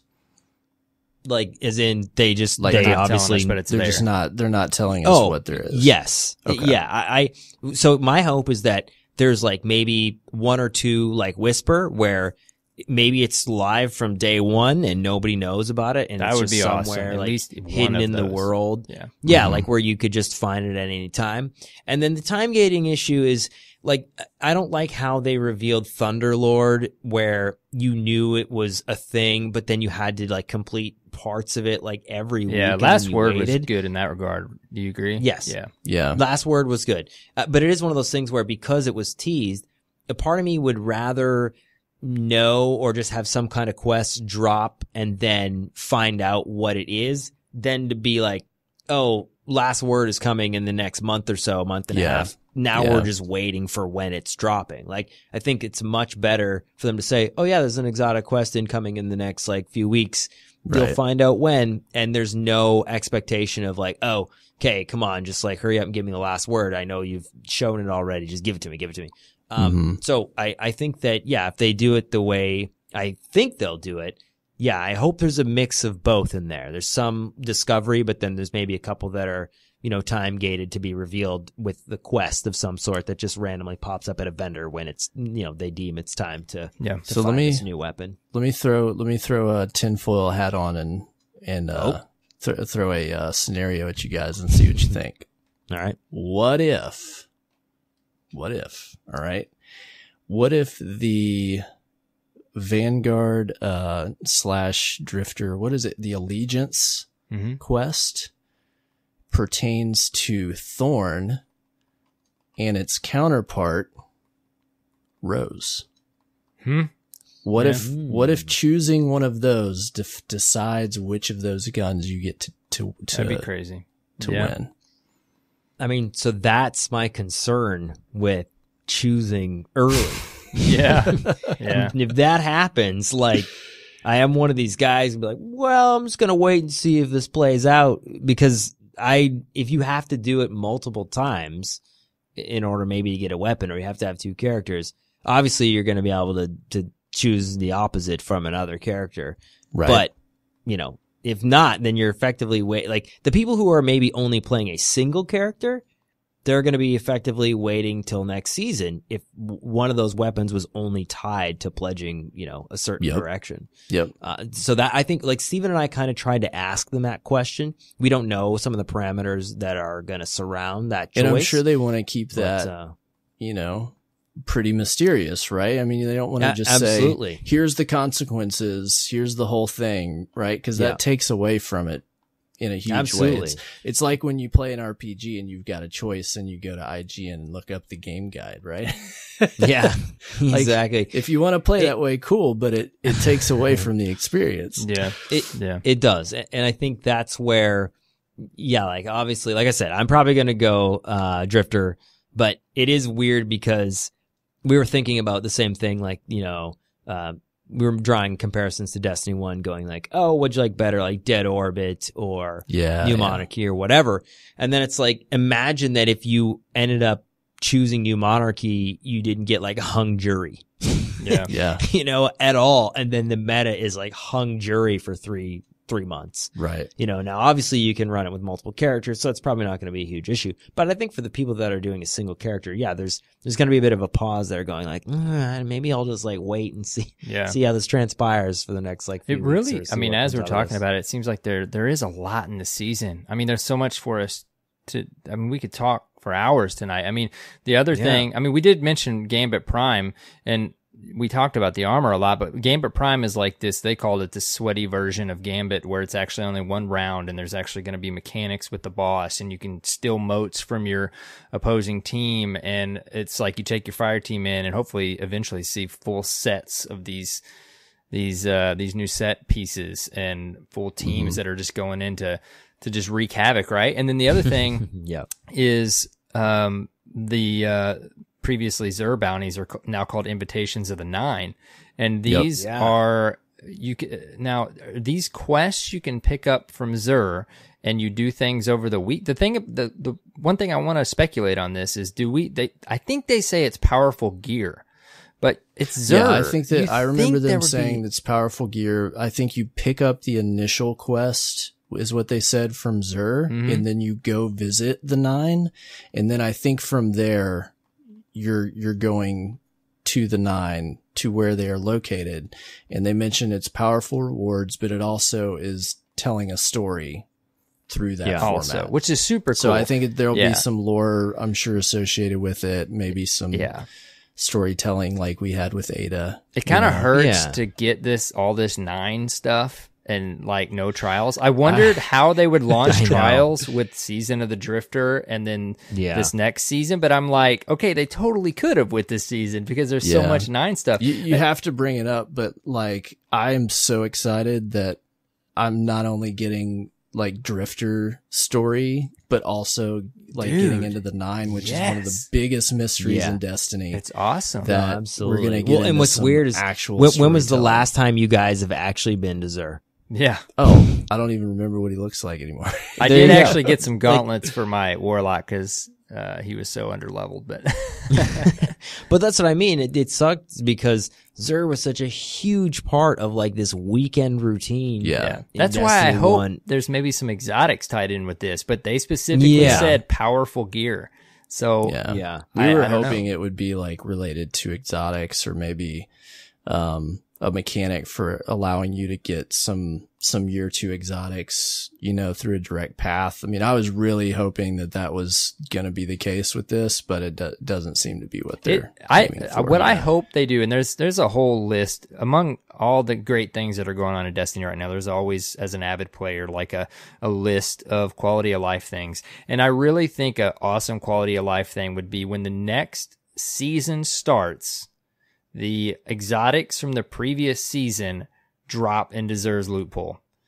Right? It just kind of makes sense. Like after Forsaken and we moved into Season of the Forge, all the Forsaken exotics need to have a chance to be sold at Xur. That kind of makes sense, right? Like, yeah, it just seems like it might work. But I don't know. That's, you know, there's things like that and vendor resets and stuff like that. There's so much that they're working on and thinking about.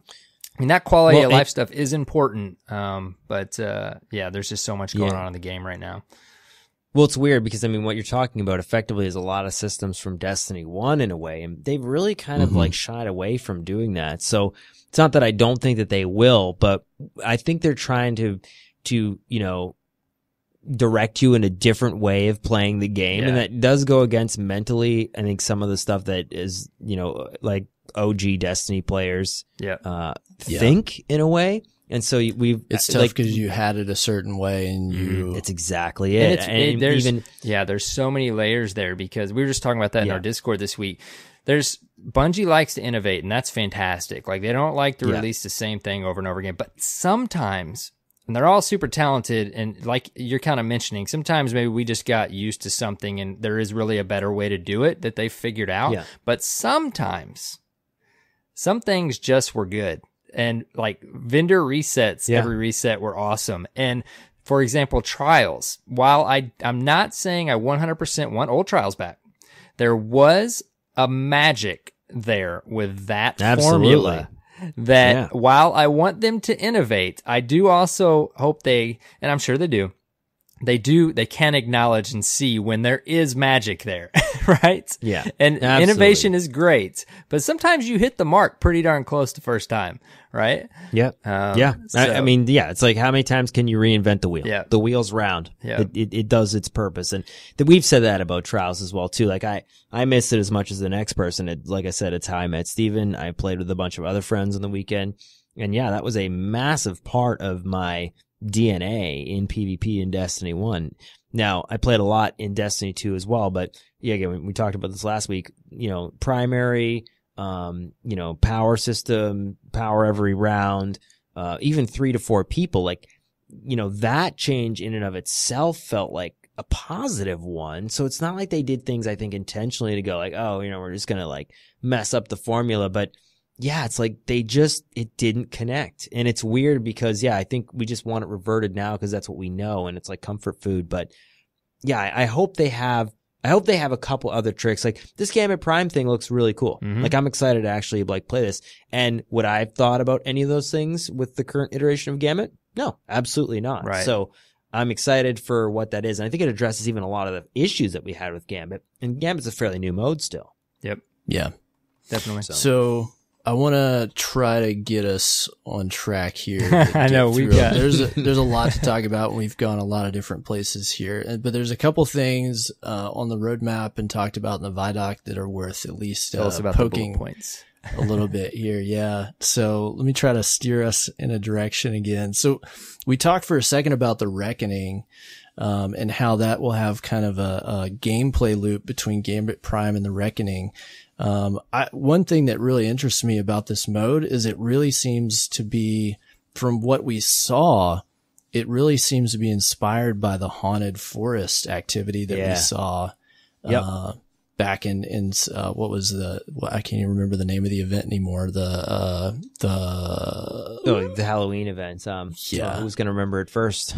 Well, you know what I'm talking about. I do know what you're talking about now. It's bugging me that I can't remember the name of it either. Because it seems like you're going down like Festival of Lost. There you go. Festival of Lost.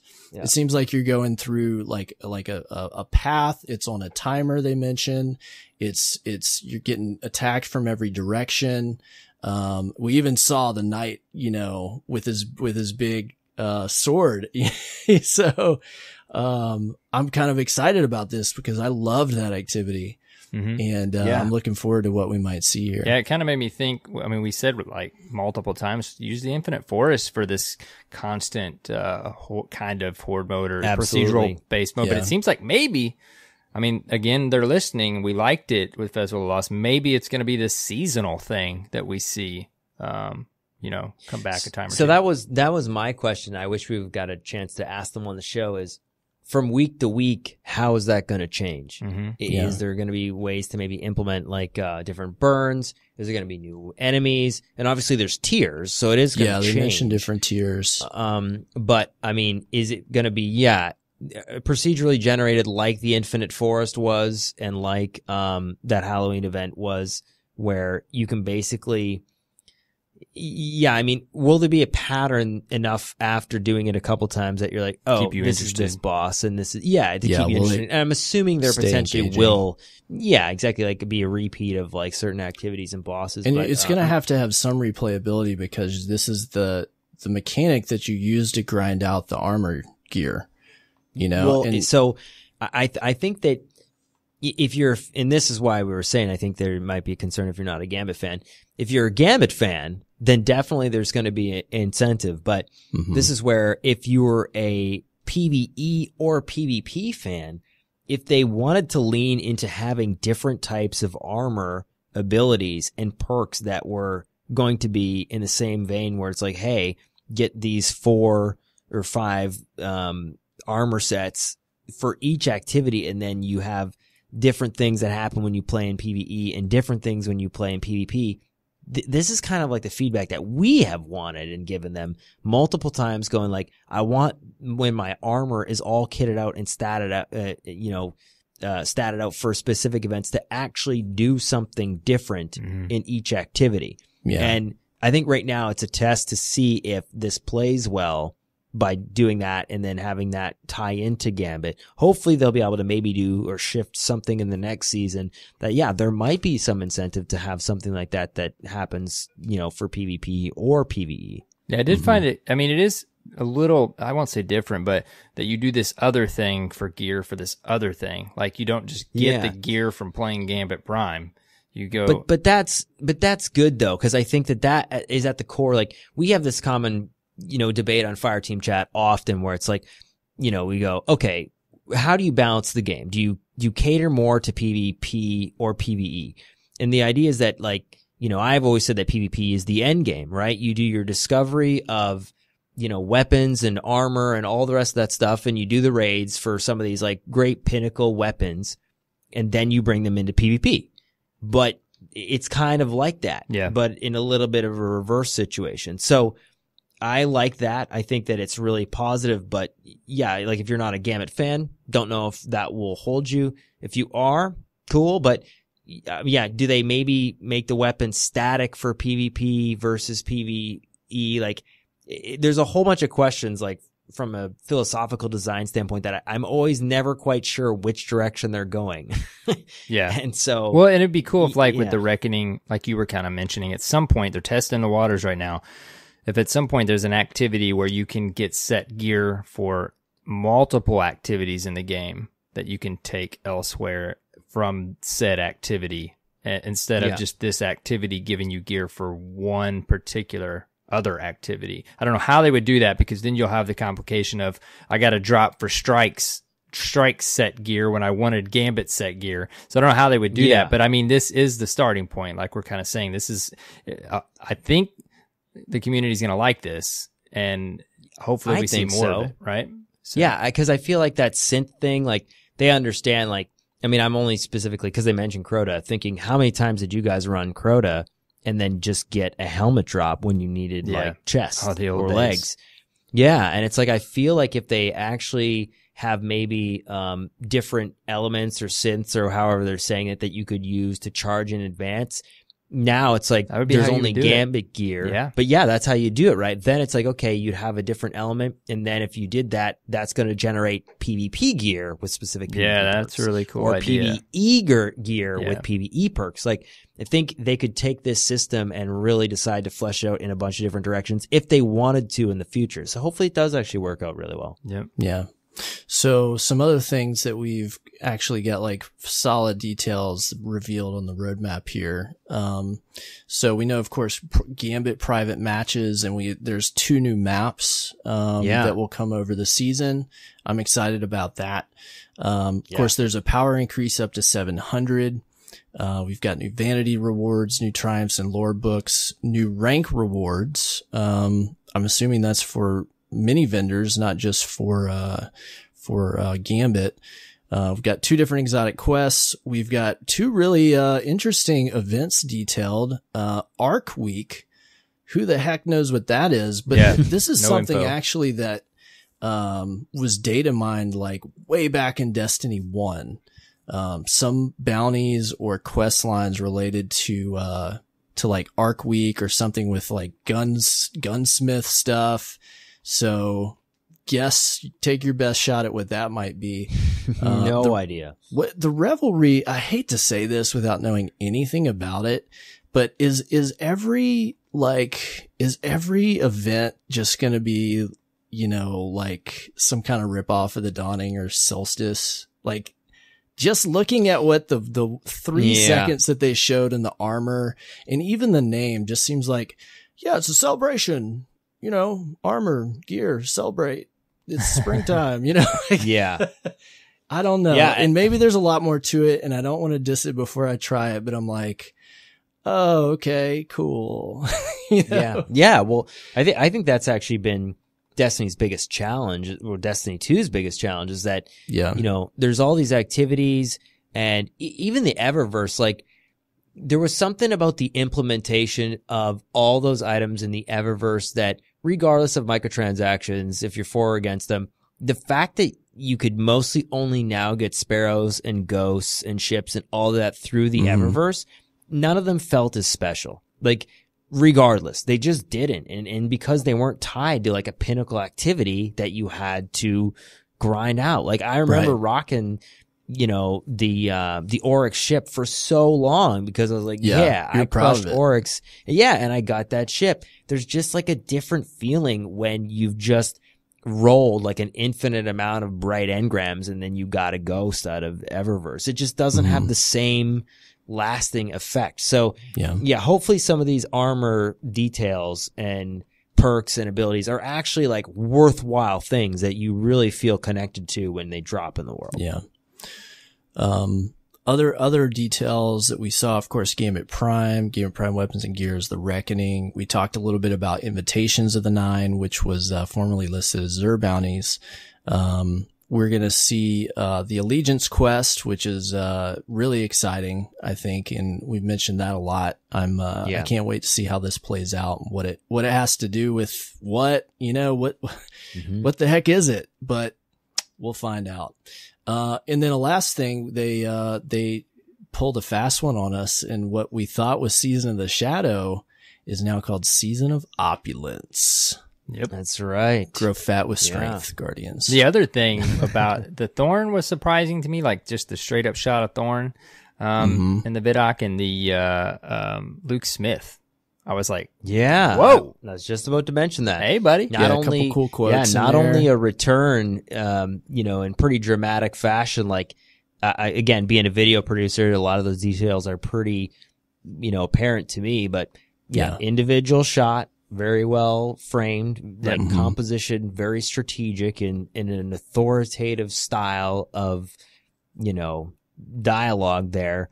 Yeah, he hasn't been in a Vidoc in a long time. So that was definitely I like that. If you missed it, his quote essentially boiled down to, we're starting to see what the future of Destiny, a Bungie controlled Destiny looks like. This is like what I was kind of saying real earlier. Strong, positioning and very purposeful there, I think. Yeah. We've talked about this. That was their mic drop in the Vidoc. It was. And we're done. What the person to do it, right? Like, we've talked about this so much on the show, and I was talking about it just not too many minutes ago.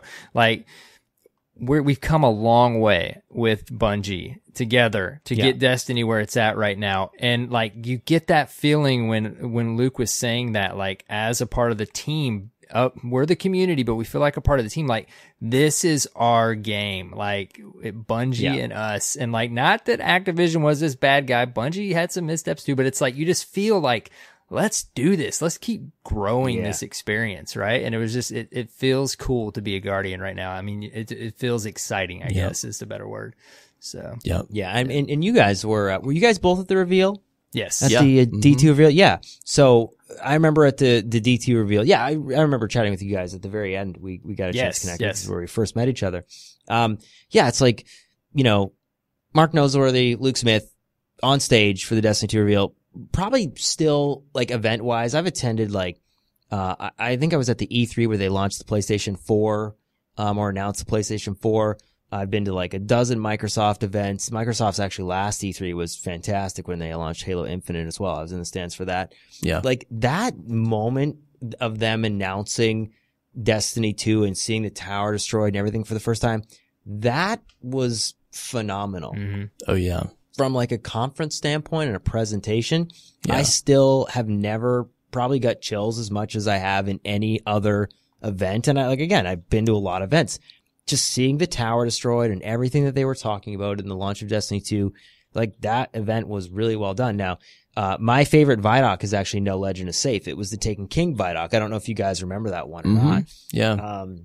But take a look at it if you haven't. It's fantastic. Like Mark Noseworthy, Luke Smith, both involved heavily in the Taken King. And I think a lot of people forget that. And for them to kind of be gone out of the spotlight so long and, you know, to not, obviously, you know, because of the reception of what D2 happened a little bit after, it's kind of unfair because there's still a lot of good things that Destiny 2 launched with. And it was just a little bit marred by what happened after Curse of Osiris and then, you know, the stuff that was, you know, that preceded that. But Destiny 2 launch in and of itself actually was really good. And a lot of the things that were in the game were really positive. It wasn't until like about a month or two after that just people wanted a little bit more. And again, the token system and some of the decisions that they made, I don't think were necessarily, again, malintended, but definitely, you know, they've made a ton of improvements. Well, that's the thing, last, dude. Like 4 to 6 months, right? It's, you know, it's quick to be aggravated if something's not exactly what you wanted, but the good intentions are always there from the Bungie team and from the community, right? We're all a team. We all work together more than ever right now. And it just, you can feel it in just even this Vidoc or even Luke Smith making an appearance. Like it feels cool right now, man. There's something magical about the Destiny community. It's always there. And, you know, it's like we want it always to be there. And like, just, I don't know, our overall right now, the place we're in and the position we're in and the communication from Bungie and the teamwork and how much they're listening to us. And it seems like we're all working together and it feels great, right? It feels cool. Guardians make their own fate. Exactly. Yep. Yep. Yeah. All right, guys. I hate to be that guy again. We got to get on track because we're gonna run out of time. It's going long. All right. So we got to talk That's about fine. this. I'm here. I'm committed. I know. We've got a calendar for the season though with some notable dates, and we'll run through this real quick. So March 5th, of course, we get Gambit Prime and Reckoning Tier 1. New Arcadia, I think, is a new map that we'll get immediately that map, week as well. March 8th, we get Reckoning Tier 2. March 12th, the Deep 6 map for Gambit Prime as well. March 12th, we get the Thorn Quest and Allegiance quests. Guys, you see what I'm laying down here? March 15th, we get Invitation of the Nine and Reckoning Tier 3. March 19th, we get Legion's Folly Gambit Prime. March 26th, Emerald Coast Gambit Prime. April 2nd, all maps available in Gambit Prime, as well as private matches for Gambit Prime, New Arcadia, and Deep 6. April 9th, Arc Week, free to all players. And April 16th through May 6th, we get the Revelry. Yes. So great little map, man. We're going to have a busy season. It seems like there's going to be a lot going on. I just always remember back to the day, had dude. to kick right into the season. No bye week. There's no time. I always just seeing this stuff now, dude, reminds me of back in the day with our episodes where we were like, for months, we had no idea what we were getting, what was coming. We're digging deep too. We had to dig deep for main topic ideas. Oh, yeah. It's just a totally different world now, man. It's cool. Yeah. I mean, because you guys are on episode what here? 186. Yeah. 186. We're So not would far you- behind where y'all are. Like we've probably No. we probably have like 2 episodes a year where we take off, and like we're closing in on 200 right behind you guys. So there was a pretty big drought between like House of Wolves and Dude, it was Taken so King. long. Yep, There's- and Like, then after that the was Taken a King. long time. And then even after that, like Taken Yeah. King to Rise of Iron was like, oh my goodness. Yeah, it was a long year. It was a long year. It's a different world now. It is, and it's like, so that's what I mean. That's why I asked you guys that question earlier, what you prefer. And so, yeah, me personally, I much prefer this, but I will say there's another part of me that understands the people who want a little bit more story, maybe all at one time, or something that you could kind of sink your teeth into a little bit more at the beginning. Yeah. And I think that's the challenge. I think if they have a couple story elements at the beginning and it's not just like grindy style gameplay, people would receive that a lot better. So I'm hoping that there is a couple little story beats and elements and I stuff think like we're that going to get right some off the bat. stuff. I just looking at some of we saw some cutscenes, we saw some different things going on. I mean, Yeah. I think I think people are going to be surprised by how much story we actually get from this. Yeah. And I think we've often criticized as well too, is like some of the storytelling aspects of it. It's like, you know, I appreciate all the lore and the triumphs pages and everything else like that, but there's something to be said about, and you don't even need to have cutscenes necessarily, but even dialogue or having, you know, the malfeasance quest, actually, like the ending of that, just having that like audio cue and some moments like that. Like, I hope they lean into more of those type of things, to have them, you know, added into PvE style activities. 'Cause that stuff goes a long way. I mean, it's funny now looking back, you know, we laugh about it. It's like whether or not we wanted it, we were at the War with Cabal. You know, there's no dialogue even in the loading screen. And at the time, it seemed like kind of like laughable and like, oh, whatever. But it did give the PvE missions in Destiny 1 some context. Right. And even that, like, I kind of like that now looking back. Although at the time it seemed kind of humorous. It's like, oh yeah, here's all the dialogue in the loading screen. But, so yeah, I hope they do lean a little bit more into some of those details. Yeah, my only other concern at the moment would be, you know, the Gambit focus. There's other things, but we'll just have to wait and see how the season pans out, right? Yep. People hopefully will So have next things to up do. in the TWAB, because we're still on the TWAB, I just remembered. We get a detail on some accessibility that they're going to implement for specifically Gambit Prime and some of those armor sets for those that are colorblind. And they show, you know, how these, because, you know, a major part of these sets is the color, you know, in designations that show you, you know, kind of what role people are choosing. And so they've definitely, considered that for the different colorblind options and show a preview of what those will look like for you. So you'll know, you know, okay, if I'm like, if I have tritanopia, you know, colorblindness, you know, this role is going to be this color and I'll see this as this color. So Bungie's always really good about thinking about accessibility, and I really appreciate, I mean, I have a bunch of friends actually that are colorblind and have to use those settings. So dude, it's a joke. Like, we have probably about like a half dozen video producers here at IGN, and I think like 7 of them or 6 of them are, oh wow. So sorry, I was going to say like a dozen, but no, like 6 of the dozen are colorblind. That's like, crazy. It is really cool like, that they focus on this stuff, that and the, the different aspects of these kind of things. Yep. They do that well.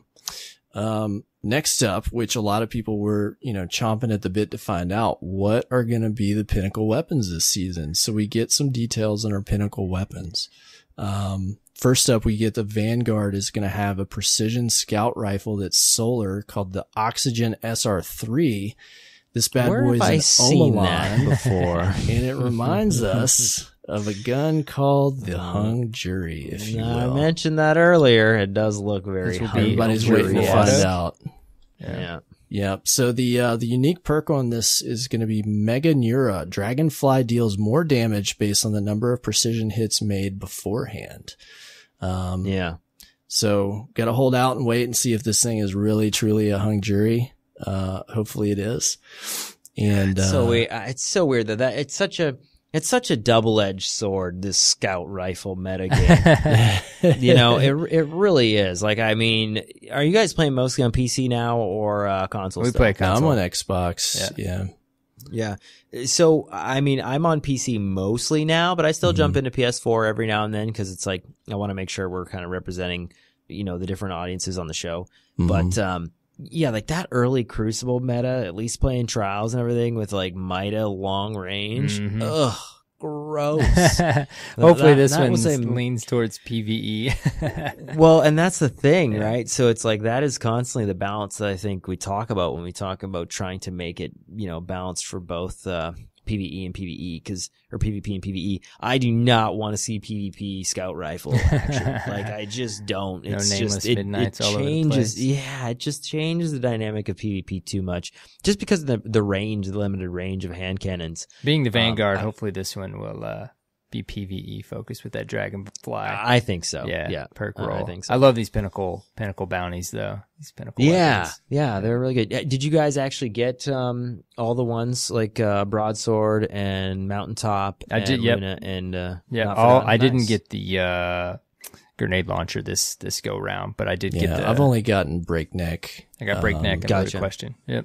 Yeah. Nice. Yeah. I haven't got Not Forgotten yet. Like, comp is unfortunately a little bit of a mess when it comes to get up in that range. Load queue times. Yeah, I'm around the 4,000, and it's tough to actually sometimes you'll be waiting for matches for like half an hour. Speaking of Crucible pinnacle weapons, Next up, what do you guys think of this SMG for the Crucible pinnacle weapon this season? Man, it's called the Recluse. It is a lightweight submachine gun. It's void, and its perk is Master of Arms. Kills with any weapon improve this weapon's damage for a short time. That's an interesting perk, and you have to consider the interesting adjustments we're getting to shotguns that may make this thing pretty potent. Yeah, very possible. I mean, I think there's something to be said that if you end up having, did they say whether or not this is secondary or primary? They didn't. I don't know. So that right there, just it's gonna make or break whatever you want to use for a secondary weapon, right? Like, so you know, because basically, like, if people are using Dust Rock Blues or whatever, and then going to switch to this if it's in the secondary category, cool. But if not, then.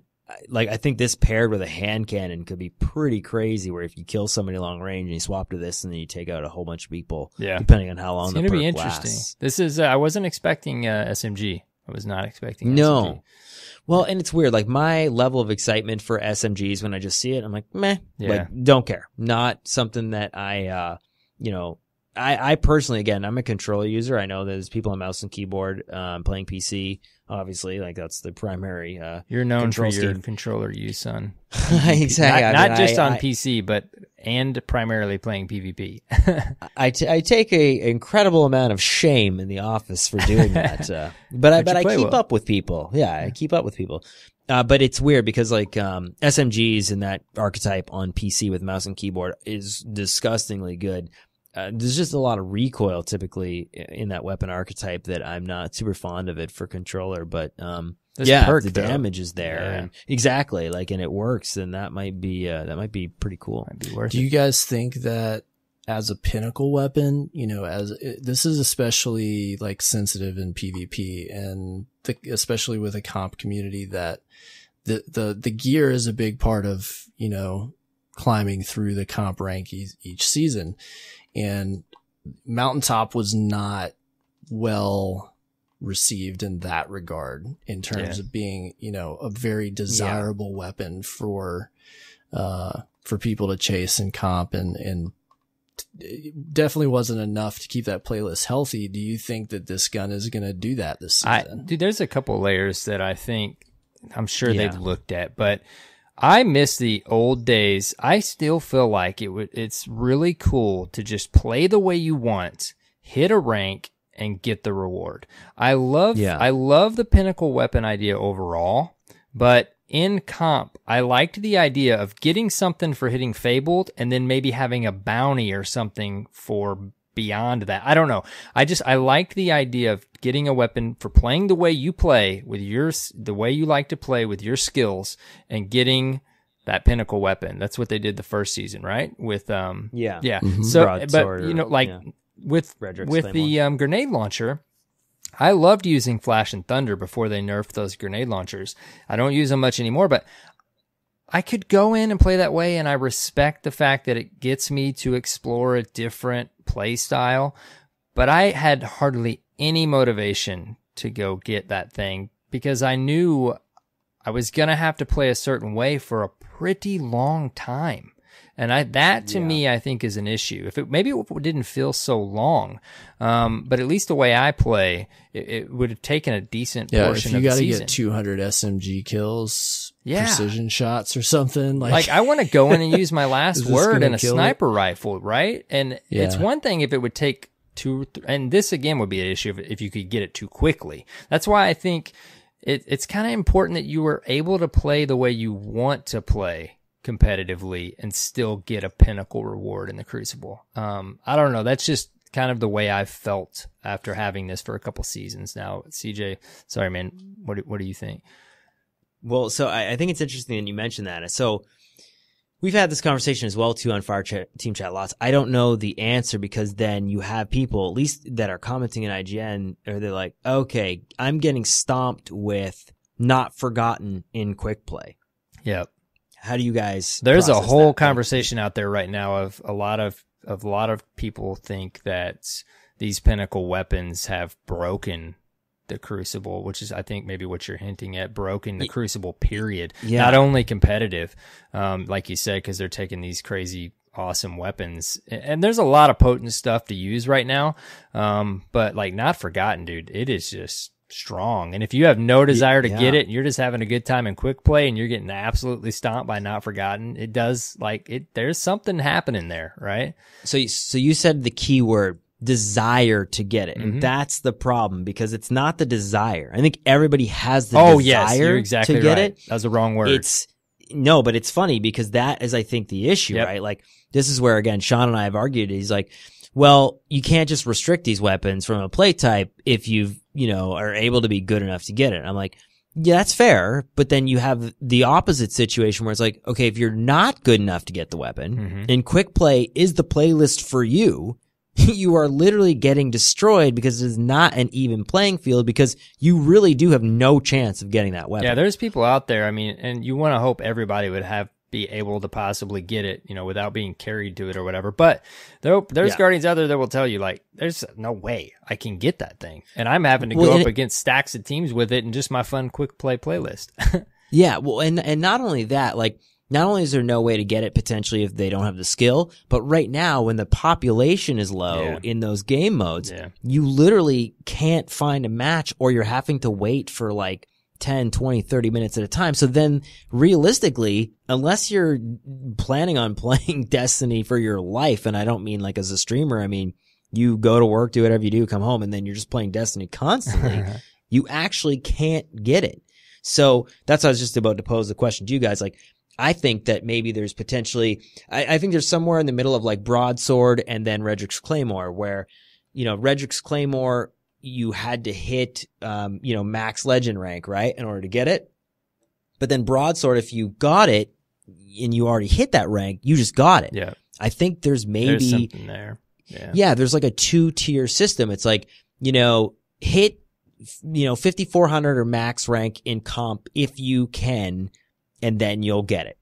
But if you keep grinding at comp and do all these different things, like the way Redrick's was, or the way Broadsword was in comp or whatever, then you still had a path to obtaining it that wasn't only tied to your rank. Yeah. So then it's like, hey, you're good enough to get to max, legend rank. Cool. You can have the weapon.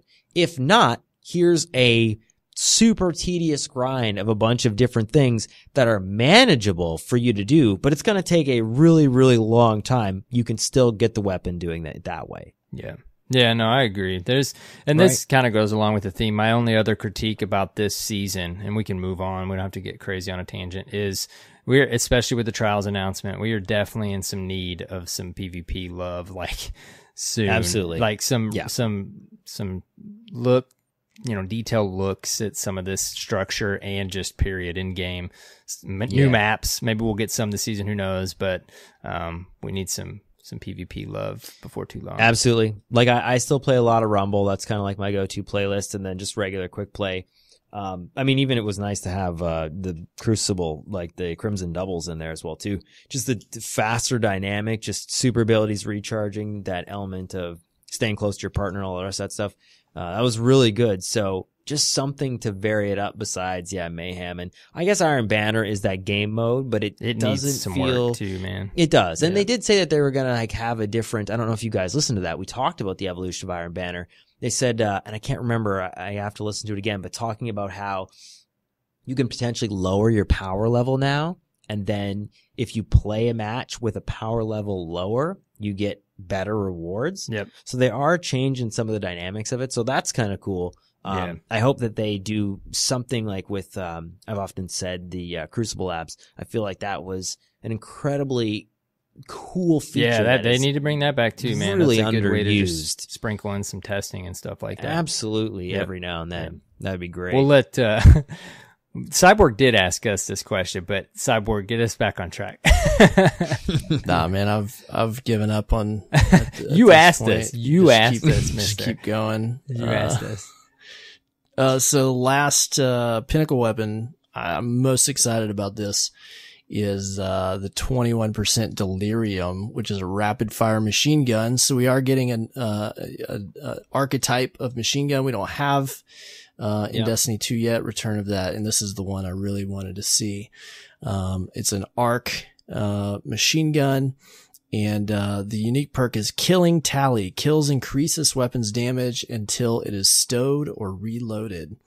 I love that this is gonna like complement Breakneck so well. Like it's just a machine gun Breakneck, right? Basically. Yeah, I was gonna ask you. We'll only ask you on this one. What I figured this would be your favorite. Like, what are you excited for about this? Like, and what do you guns so much? How is it going to work with like rally barricade and stuff? You think there's just going to be a flat damage increase, because that would be exactly insane, right? Yeah, I mean, I think that's an the incentive idea. for you to use a I'm Titan sure it's going to cap out. Yeah, right. Yep. But you'd think.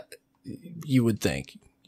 If not, that thing is going to do a massive amount of damage. Yeah. Like that is going to be your, like whatever activity you're doing with even like the end of Gambit or something. Yeah, you're like exactly that. right. Right there. It's a heavy machine gun Breakneck.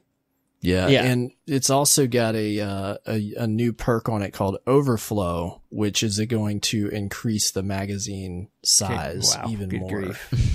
Which this archetype usually has a really big magazine size. Yeah, I think that's going to be a massive DPS boss weapon with, like you said, rally. Yeah, either that or just be one of the best options for clearing, everything. Waves of ads. Exactly. Waves of ads. So I'm pretty excited about that. We're also getting some really interesting changes they detail to a couple of heavy or power options, especially in PvE. So grenade launchers are going to see a damage increase by 25%, as well as a reserve ammo increase. In magazine perks and mods no longer affect ammo reserves. So I've particularly, especially even since the beginning of Destiny 2, felt like grenade launchers were fun, but they just got outclassed. I really enjoy using grenade launchers and having like that punch that you can deliver with a couple well-placed grenades on a big enemy that you couldn't always do with a rocket. Because they're so slow and they're so dangerous, right? To shoot an enemy up close with a rocket. So I'm excited to see that these may, be a more viable option as a heavy or a power weapon choice in PvE. Agree. Yep. Yeah. And then this is a big one. So rocket launchers are getting a pretty significant change in that their damage will increase by 60 to 65%. With exotic rocket launchers tuned separately, and then a dramatic change to cluster bombs, a reduction by 80%. Wow. Damage to cluster bombs the loss damage, they say, is moved to the rocket launcher's main projectile. And their strategy here is, to lessen the dependency on cluster bombs to be the end all be all for rocket launchers. I mean, there really wasn't anything competitive with cluster bombs as far as, just gross DPS. Yeah. I'm pretty sure they saw people cheesing Last Wish. Yeah. And this is definitely the most effective way to handle the Last Wish cheese. Yeah. So I'm sure there's going to be other ways to do the same strategy. There already is. You don't have to do it that way. But this will definitely affect the viability of doing that. And, it'll also make rocket launchers a little more, viable for single target DPS if you're not just trying to put it on a big spread of enemies, or if they mentioned specifically aerial targets, Yeah. So big changes there. Yeah. Hopefully these, give us a little more options. I personally, I don't know if anything can compete with machine guns right now though. Yeah. They're always strong, man. Thunderlord's pretty solid still. Yeah. Next up, a little controversial news, in my opinion, some changes to the Eververse, guys. What do you think about this? We're seeing, the removal of the, consumer friendly prismatic matrix, and being replaced by a weekly bundle that could be purchased directly for silver. Mm-hmm. What do you guys think about this change? Dude, my initial thoughts on this is what we were talking about earlier with trials and vendor resets and stuff. Like, from a player looking in, it seems like they hit the mark with the prismatic matrix. Everyone's really liked it. Now, I wonder, and you got to look at this objectively. At some point, it made me think back to a content creator I was watching about Apex. They loved Apex so much off the launch and were so happy with it and so pleased and enjoyed themselves so much just in like a few days' time. They bought the other two characters in that game that take a little while to unlock because they wanted to support Respawn, right? So I wonder, and I don't know, if the Matrix was making it, I dare say it, consumer friendly, as you mentioned, super easy. Easy is the wrong word. We could get things. Accessible. I haven't accessible. Thank you. You can get stuff quick, right? And I'm not against Bungie making a little more money, right? And it's weird. The Matrix works. I like the Matrix. I'd rather not see it go away. But if Destiny continues on this path of extremely, fun to play, constant amount of content, we don't pay a monthly subscription, like, I'm okay with giving them a little bit of money here and there for something I might want. I do think it's going to feel weird because we can only get it from these bundles, right? Will it ever show up in Eververse? No, it says all unique bundles will also contain an exclusive vanity item available only through that weekly bundle. And that part's what stings a little bit, right? Because we've always typically, minus some event bundles, Iron Banner or whatever here and there, we just had some, didn't we, for Crimson Days? Wasn't? We had 2 bundles. Like, typically we can always have a chance at some point to get it through in-game play or Bright Dust. So this is definitely like, hey, you're going to have to buy it kind of thing, it seems. So I don't know, man.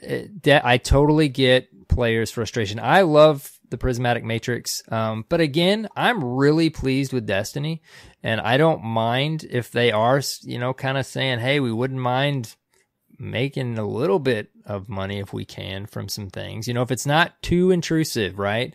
I'm okay with it, but, it's way back in the day, everyone called it a slippery slope. So, so far I'm pleased with what Bungie's done with the new Eververse. So we'll just have to see, I guess. I don't know, CJ, what do you think, man? It's interesting. I mean, I think the common sort of, question and concern is that Apex Legends is the other games that are not a core looter shooter where the goal is to acquire loot will always have an easier time with this, Right? Because it's purely cosmetic. Well, the now, other, again, I just wanted to say real quick, the other counter to my point with my Apex reference is it's a classic thing, and maybe you're leading to it. Apex is free to play. While we don't, that's what a lot of people will say, and I get that. While we don't pay a monthly subscription, we did pay for the base game and the annual pass, and I do understand, Guardian's frustration, from that angle. It's not free to play. So, and that's the thing. And I mean, my thing is this though. I've always said that, okay, the amount that we're getting for, what's the annual pass? $30, $40, depends on if you're in Canada, US or wherever. It still feels like you're getting a lot of value for that amount of money. Like, I don't look at it and go, no, man, I'm not paying that. Like, I'm going to be playing Destiny regardless of whether or not I'm, engaged in every single bit that the game has to offer, at any given time. But it's really weird because I still have a problem with microtransactions, quote, quote, or the way that it's implemented, only because I think it fundamentally goes against what this game is. Yeah. And that's what I was saying to you about, like the Eververse implementation of stuff in the first place. Like, none of that stuff feels special to me. And I think it's because the moment that I got Fatebringer or a ship or something dropping on my screen from an activity, that moment, I feel robbed of that moment buying anything from the Eververse. So I'm not opposed to like paying Bungie money or having them, create DLCs and paying for them in that way. But I feel like, there's just another option that I would rather have than having this direct to buy thing. I just think in a game that is primarily about, gear acquisition and vanity and all the rest of these things, because that's what it is. It just goes against its philosophy in a way. Yeah, I definitely get that angle too. I think the only thing that truly like feels like it should belong in a microtransaction store are emotes. Right. Those are the only things that I feel good paying money for, because they are not something that I get or have ever gotten through another part of the game as part of the game that I paid for, right? And that's the weird thing, is like they are fighting the stigma of what Destiny 1 did constantly, because you never ever got an emote to drop from an activity. Right. So your brain is not tied into thinking, oh, emote's a reward. Now, I don't know why our brains operate like that, but they do. And so you're absolutely right. I'm in the same boat. Oh, emote, not mandatory. Well, and it's also like, it's not segregating, because if for a lot of things, they're still segregating, okay, this is what you get for an activity and this is a vanity, right? So there's ghosts and there's ships and there's shells, and there's ones that you got to get through Eververse and you can buy, and then there's ones that you've got to earn, but it makes the ones you've got to earn less interesting, because there's also ones you can just buy, right? It cheapens, it cheapens everything. It does. And that's the issue. It's like, I look at all the attention to detail to, to all the ghosts and all the sparrows and all the ships and all the rest of that stuff. I really honestly don't care about most of it, because I just feel like I'm putting in tokens in a slot machine and hoping for something. And there's so much of it now, you even get lost with maybe one that you could get somewhere else.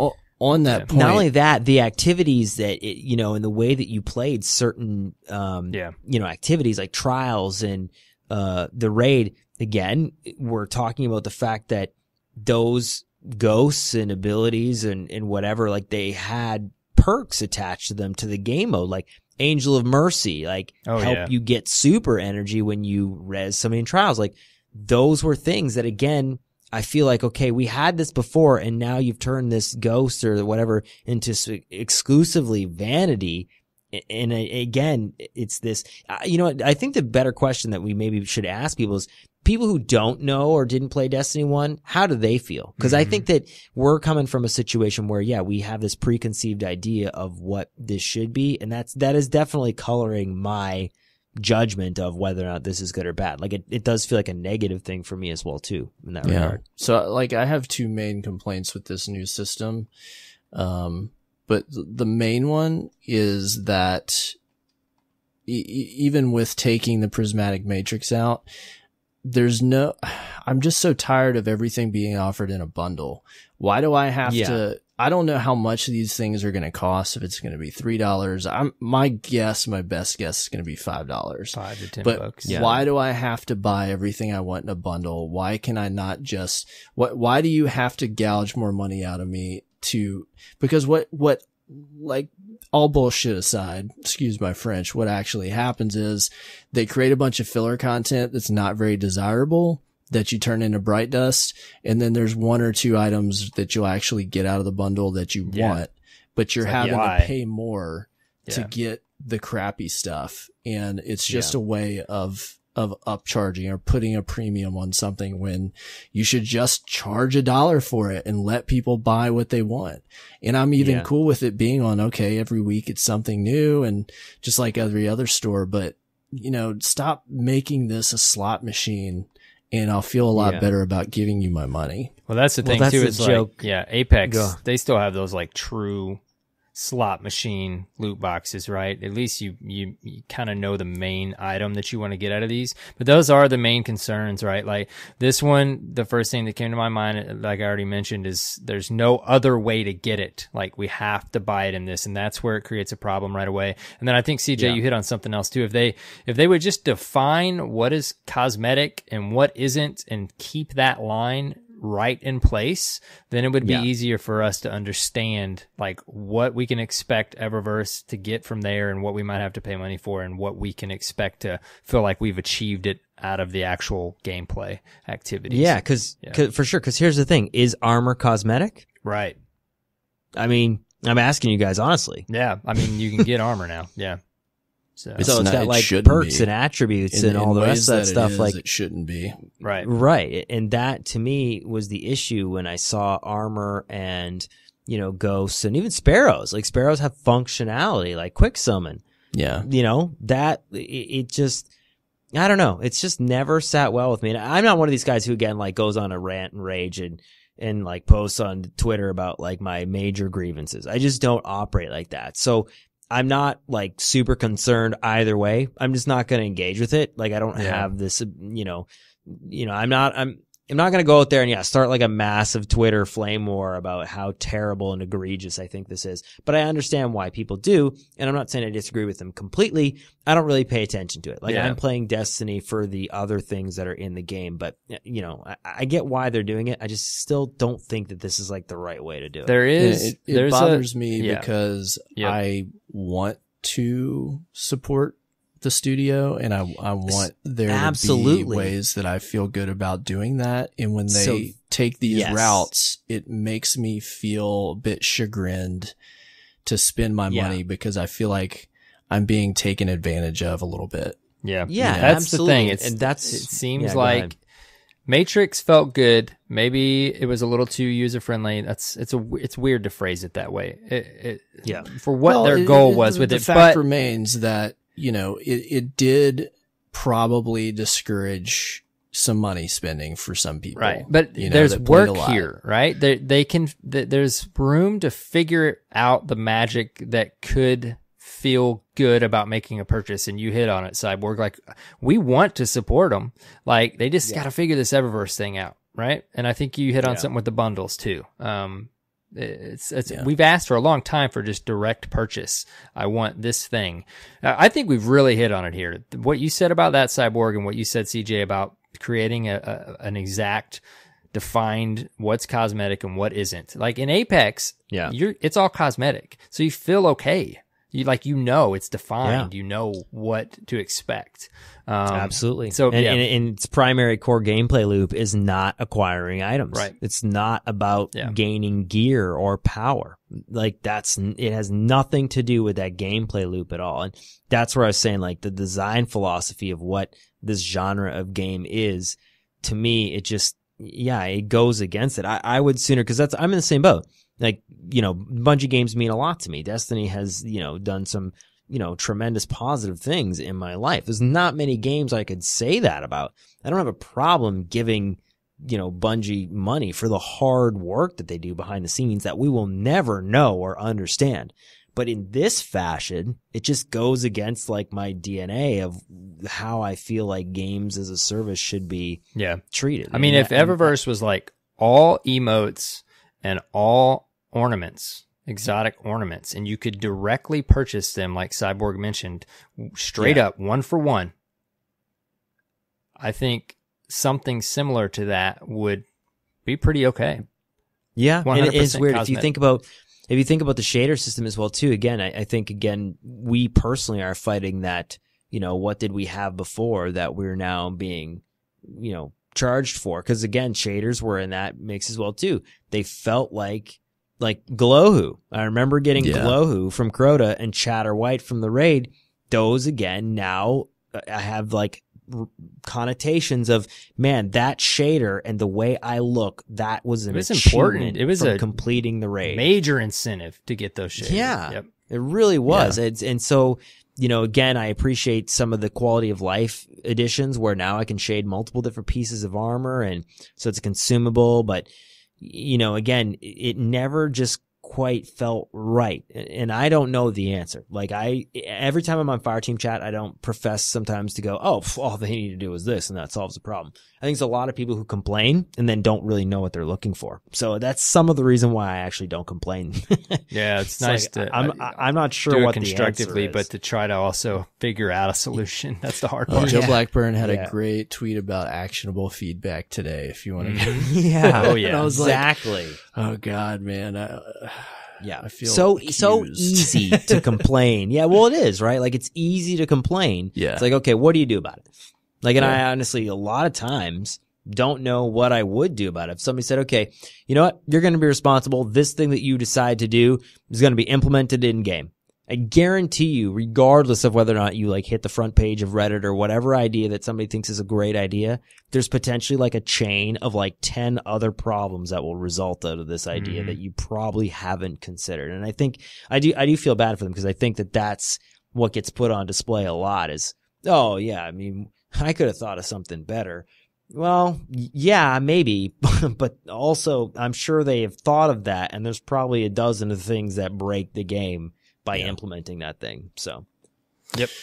Well, we talked a little bit about showing off our achievements, and this segues right into the next part of the TWAB here, which is talking about titles and the badges or the pins that you can actually purchase for those titles. So that's pretty cool. Yep. So these are all really cool. And I've actually on Twitter seen this week, a lot of folks have started to get their pins that they've ordered for their different titles. They look really awesome, and they come with like a cool message for each one. They're really dope. I'm excited to eventually get mine. But they are doing a little tweaking on these fronts, not only on when you can order these, and extending that, but also they're looking at some of the titles that depend on some RNG, right?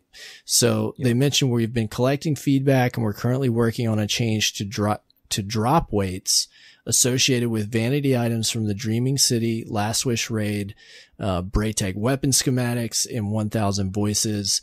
They'll provide additional information closer to the release of those changes.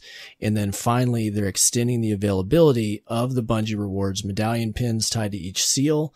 So they're extending that offer for the premium seal pins from March 30th of this year to August 31st.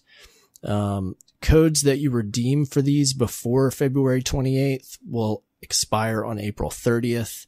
And then codes generated after February 28th, I think this is like a duplicate sentence. What they're trying to explain is if you get a code redeem after February 28th, you'll have to use it in the store by September 30th.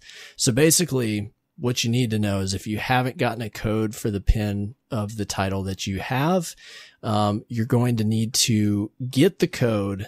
I believe this is going to be by August 31st, and then you've got to purchase the item by September 30th.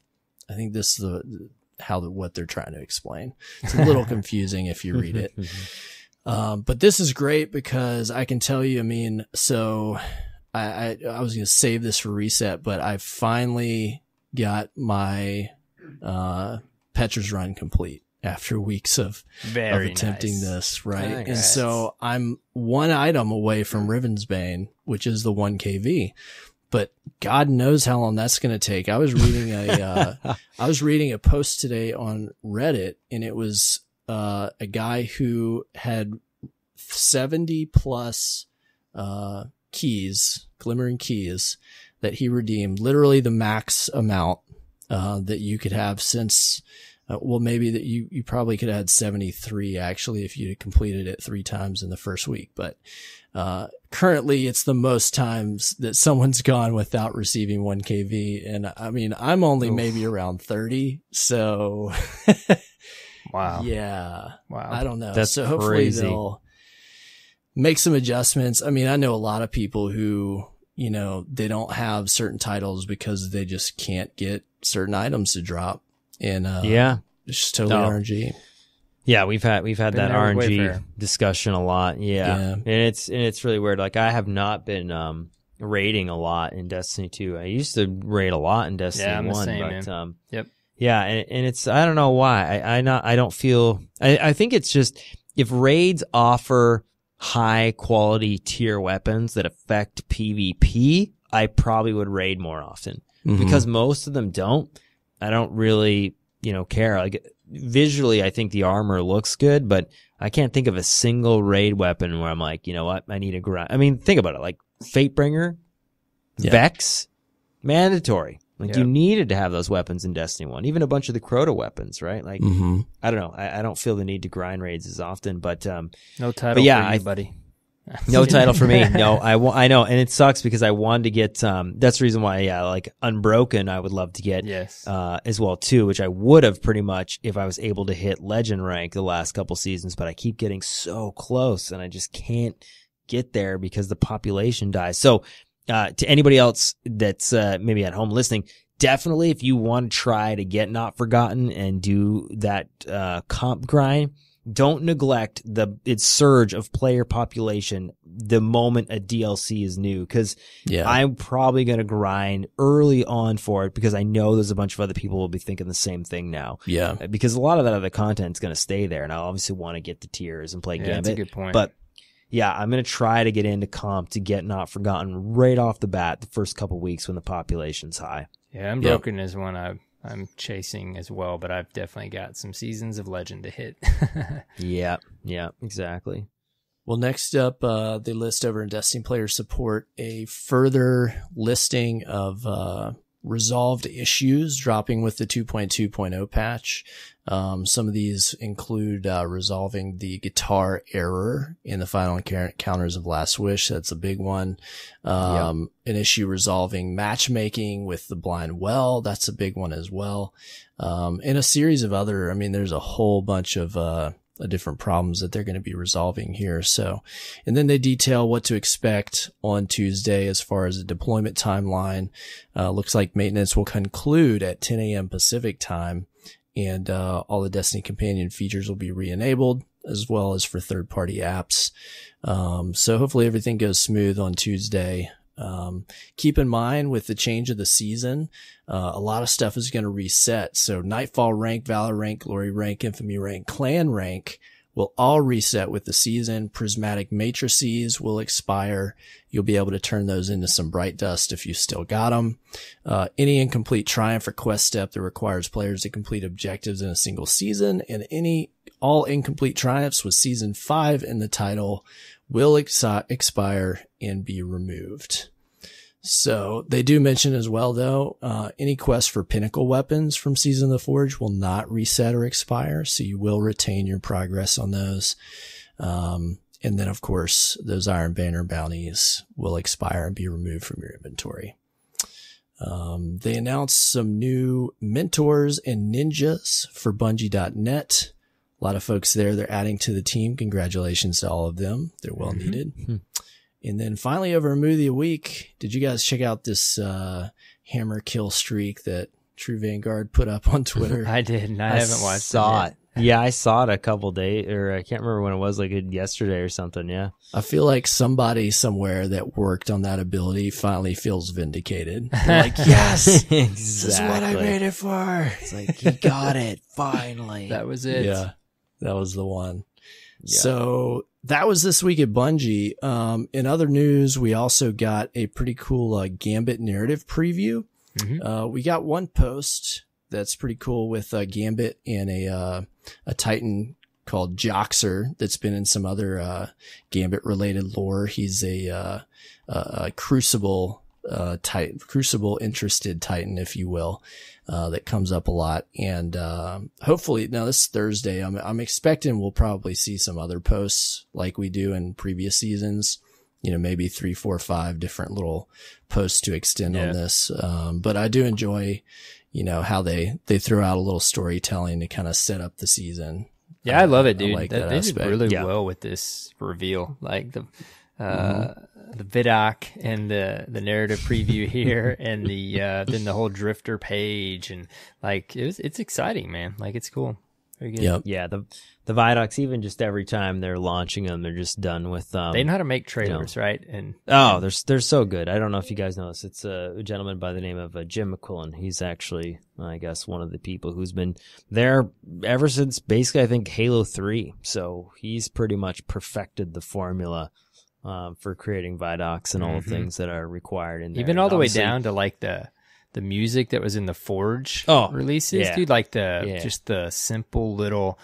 I just loved it, man. Like it's everything really well about done. the detail of their, you know, Vidocs like we got in the trailers. They're just usually so top notch. It's so good. Yeah. It is important. The content also is top notch as it pans out, but it has been the case as well. So yeah, it's funny how music does play like a huge role. I think that's the reason why. So No Legend Safe, the Taken King one, I always say that that's like my favorite one.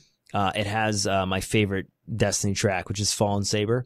I don't know if you remember it. It's basically the one with the big shank at the end. Oh yeah. And the electric shank that you're fighting when all the floors open up and stuff like that.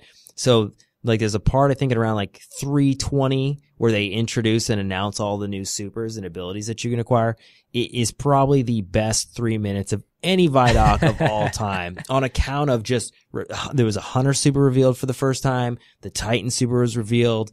The Arc, you know, Warlock. Well, you being the Storm video Trance. guy, like you notice the detail and all can these appreciate little like details. why you're feeling that way. Yes. But most of us were just like, I feel really great after watching that trailer. It's definitely a science. Yeah, there's a lot of little minutia details in there when you're a video guy. It's like, you know, the way the music swells, the type of shots, the amount of frames they're showing each of the shots on screen for, and just the little reveals and, you know, how they lead up to a certain point and then they transition between the topics. Yeah, it's so, and then of course that other one, Dave Samuel was in, and he basically, like, he's an emote in the game. So obviously his performance in there when he did the multiple snaps there, and he talks about, you know, getting the hammer Titan. Like it was literally the best 3 minutes of any Vidoc still, I think, of all time. Although there's a lot of really good ones. That one, I think, still stands. They know the test how to of do time. it, man. They know how to do it. They know how Well to get done. you They're hyped. very well done. They do. Well, in other news, of course, we mentioned, you know, they had some of the team from Bungie over on IGN's Fireteam chat, and you should definitely go check that out because there was a ton of really juicy details about specifically Gambit Prime, and man, I'm already drawing a blank for what the new The Reckoning. The Reckoning. There we go.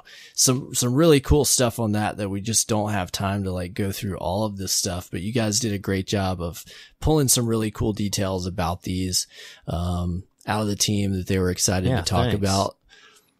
Yeah. It's so weird when you know, obviously we're hyped as well. We got a chance to check out the Vidoc.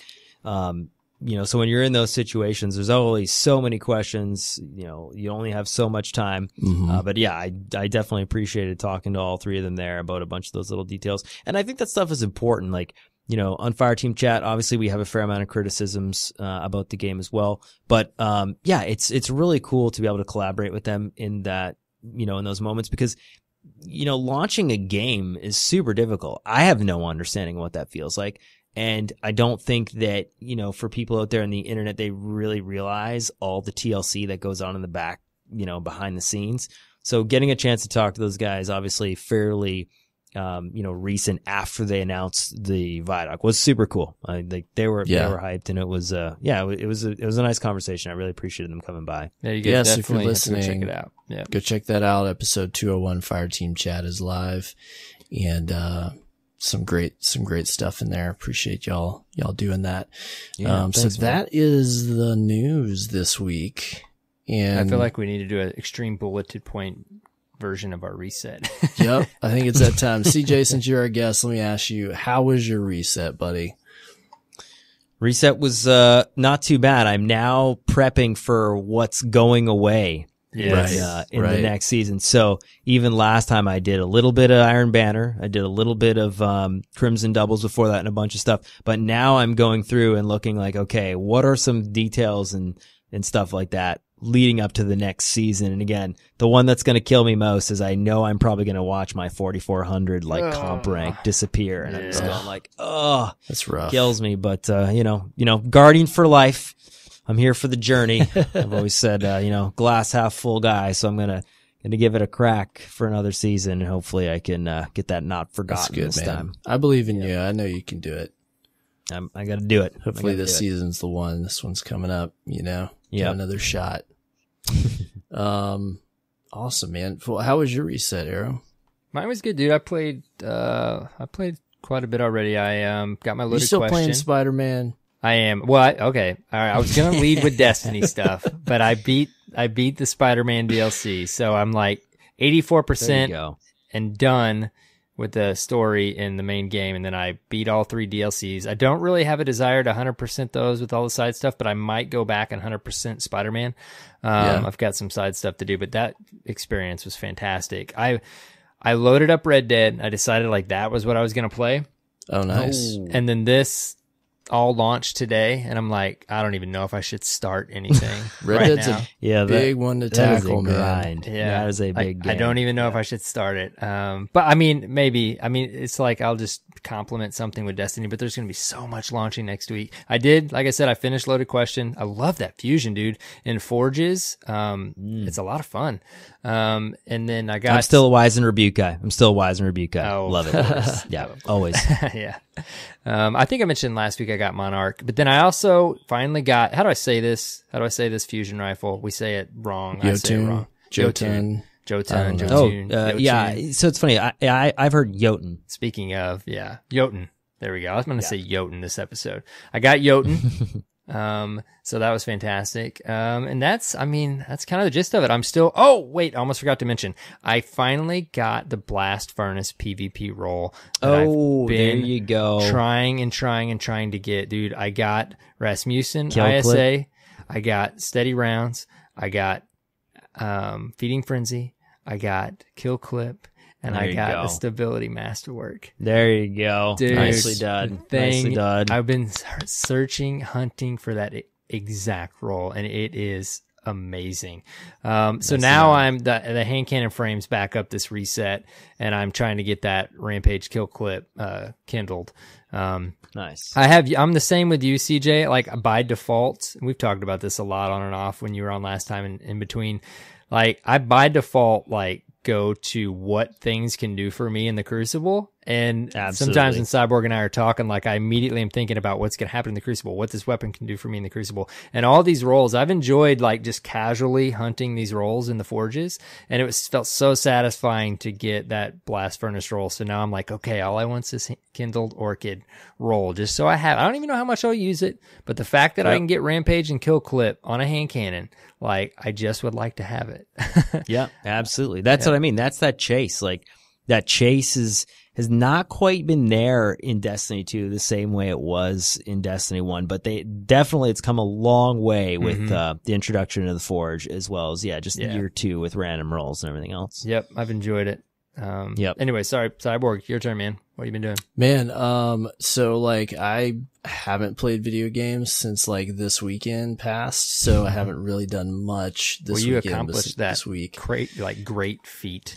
But we did. Yeah. I can finally announce I've completed Petra's run. That's amazing. After a there lot you of go. hard work. Nice, man. And I honestly, like, it felt amazing to finish that because, you know, I thought back and like how I was kind of perceiving that triumph earlier, like in the, you know, Forsaken. I was like, I don't know if we'll ever be able to pull that one off. And I kind of wrote it off for a while. And then we decided, yeah, let's give it a shot. And I feel like I came a long way in, accomplishing that. And, you know, a lot of people probably knock it out no problem, but we were really proud of it because we worked really hard Should on be, it. man. That's awesome. Yeah, that's fantastic. Just one item away from Ravensbane. That'd be how many titles for you? 4 or 5? That would be 4 if I get that one. That's If I wow. get that. Yeah. Nice, man. Nicely done. So now just, really just kind of like picking apart like little triumphs of stuff that I haven't done to see if I can like boost my triumph score a little more. Yeah. So Yeah. just That's doing- cool. I like that. That's basically like every time Iron Banner loads up or a different kind of activity, I'm going, okay, what do I not like have completed here? That's Yeah. what I Like love a about little the menu. season structure too, is the way I play. And I also play a lot solo. Like I hit 650 about halfway into the season. I had things on my checklist I want to get done. I still have a few of those things that are going to carry over to the next season, but I feel like there's a nice period, at least they hit this season, where you feel like you have time to start working on these random side things. Yeah. And then here comes the next season, right? It's not like I ran out of anything to do. I mean, some people might feel that way that don't like doing certain things, but I mean, there's a lot of stuff that I enjoy in the game now, and I never felt like I really ran out of something to spend my time on. Yep. And But what I also didn't feel like quality mega of life pressured. edition, right? Yes. Like, yeah, that quality of life edition, like there was no triumph before. Right.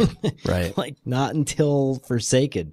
Like that was mind boggling. We called it last week. I think like it's the ultimate grimoire score chase now. Absolutely. Yeah. Yeah. It's really cool.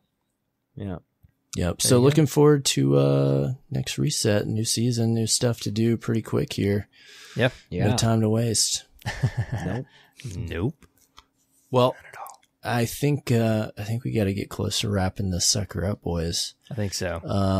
Normally we would have some Derp Fam discourse. We're going to save those for next episode when we've got a little more time. Don't worry.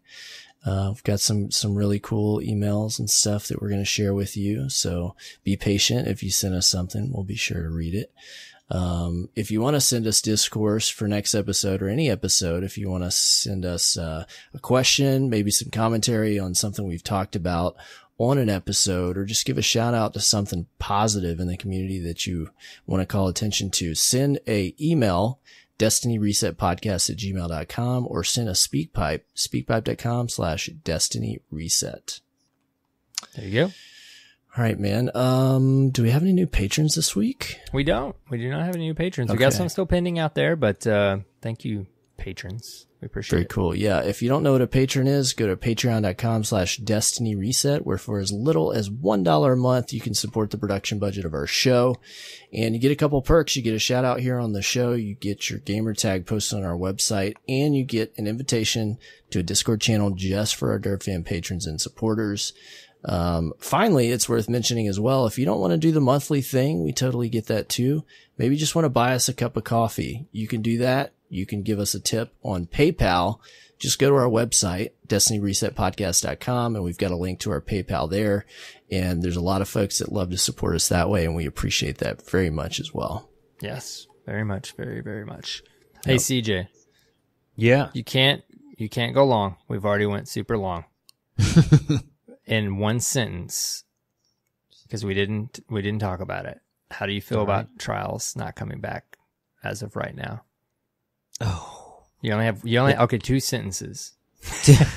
I'll give you one word to start. Painful. Oh, It's okay. painful. I thought you meant It's say painful. that, but hopeful. Painful, but hopeful. Always hopeful. Yeah, I definitely. I think that there's a conversation we've had about battle royales and trials and where that might fit in.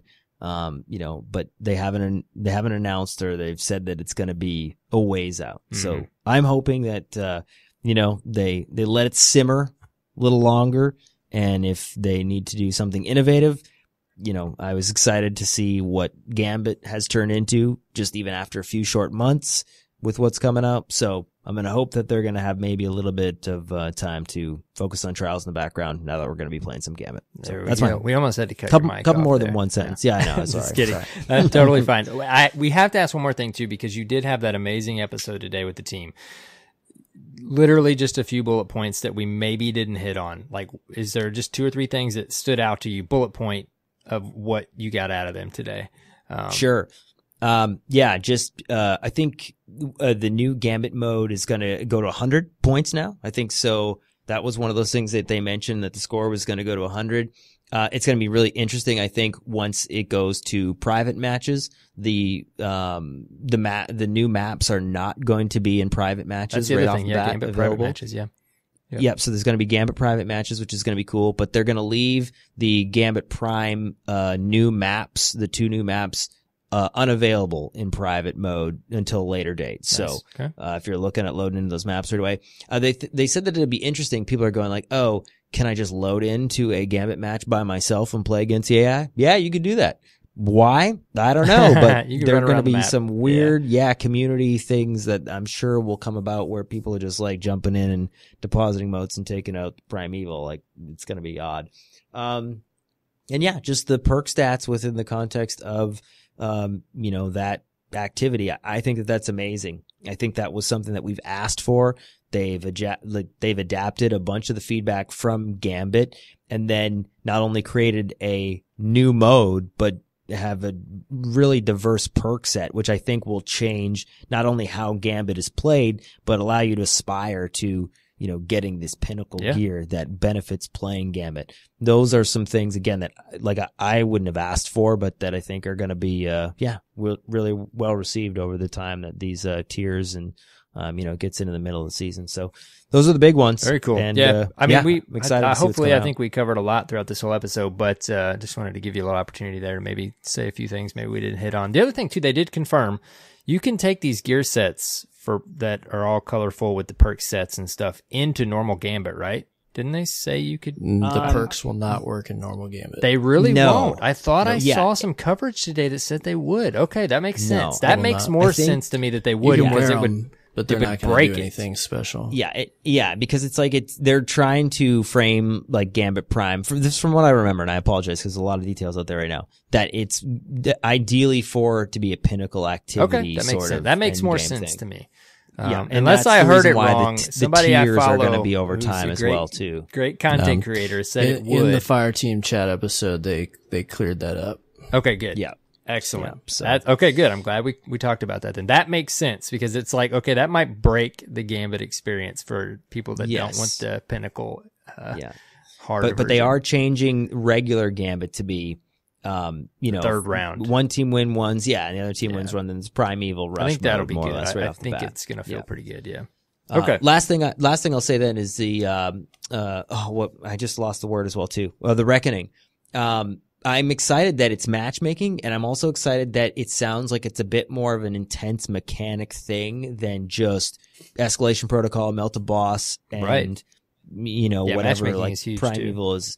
Yeah, so I'm excited to see what that looks like. I think they're probably trying to hit a nice balance where if they don't want to frustrate people, but having it be super complex like a raid, but then trying to make it approachable, the way like a public event is or something where you just drop into a social space with other people. Yeah. So there you have it. Excited. All right. CJ, thanks for joining us, man. We really appreciate your time. Thanks so much. Always really appreciate that. Can you tell people where they can find you on the internet? Yeah, you can, for the most part, follow me at Gibson Films on Twitter. That's probably your best bet. I'm, not really any other social media guy. I'm terrible at Facebook, Instagram, and everything else. So at Gibson Films on Twitter. And then if you're a fan of the show, youtube.com/fireteamchat for the most part. I am in the comments and questions after episodes, and we'll probably go and do that later tonight or tomorrow as well. So, and again, I got to give a shout out to my wife, children, family, for all the time and investment I put into Destiny, they definitely support me in a way that I'm super appreciative of. And so, shout out to my son, Charlie, Isaiah, littlest Silas, and my wife, Laura Lee. I actually can't wait to play some of these Destiny events with them once we get a chance to have them be a little bit older. It's crazy when your sons get at the age where they start to rival you in shooters. Oh my gosh. Funny. I always love your painful tweets feeling and ever. stuff too, because you talk about grooming your own fire team. I do. Once the littlest guy gets a little older, if 4 is the magic number, I'll have a team of basically 3 if Travis goes back to that. But I'm, 5-year-old's a little young, but he's getting there. I'm going to ease him into it here over the next few years. But it's great, pretty cool man. to watch them grow up playing video games for sure. That is awesome. Awesome, man. Arrow, where can people find you? You guys can find me the usual Twitter and YouTube primarily at AER0KNIGHT with a 0. What about you, man? Perfect. You can find me at CyborgSasquatch on Twitter. And then finally, you can find us at Destiny Reset on Twitter and on the web at www.destinyresetpodcast.com. Finally, if you're listening on Apple Podcasts, be sure to go leave us a review. Shout out to Flying Burn Treese and Anthony053. Thank you for your reviews. They help us get seen by more listeners just like you who want to hear about Destiny. So thank you. Yes. Thank you, Guardians. CJ, thanks again, dude. Always welcome back on anytime. Yeah. Awesome. Well, let's connect here and play a little Gambit. Yeah, in the next, we'll have to play couple some weeks. for sure, dude. Definitely. Yeah. Thanks so Awesome. much for the invite, guys. It was great. Great show, as always. Until next reset, have fun playing Destiny 2, and take care, Guardians.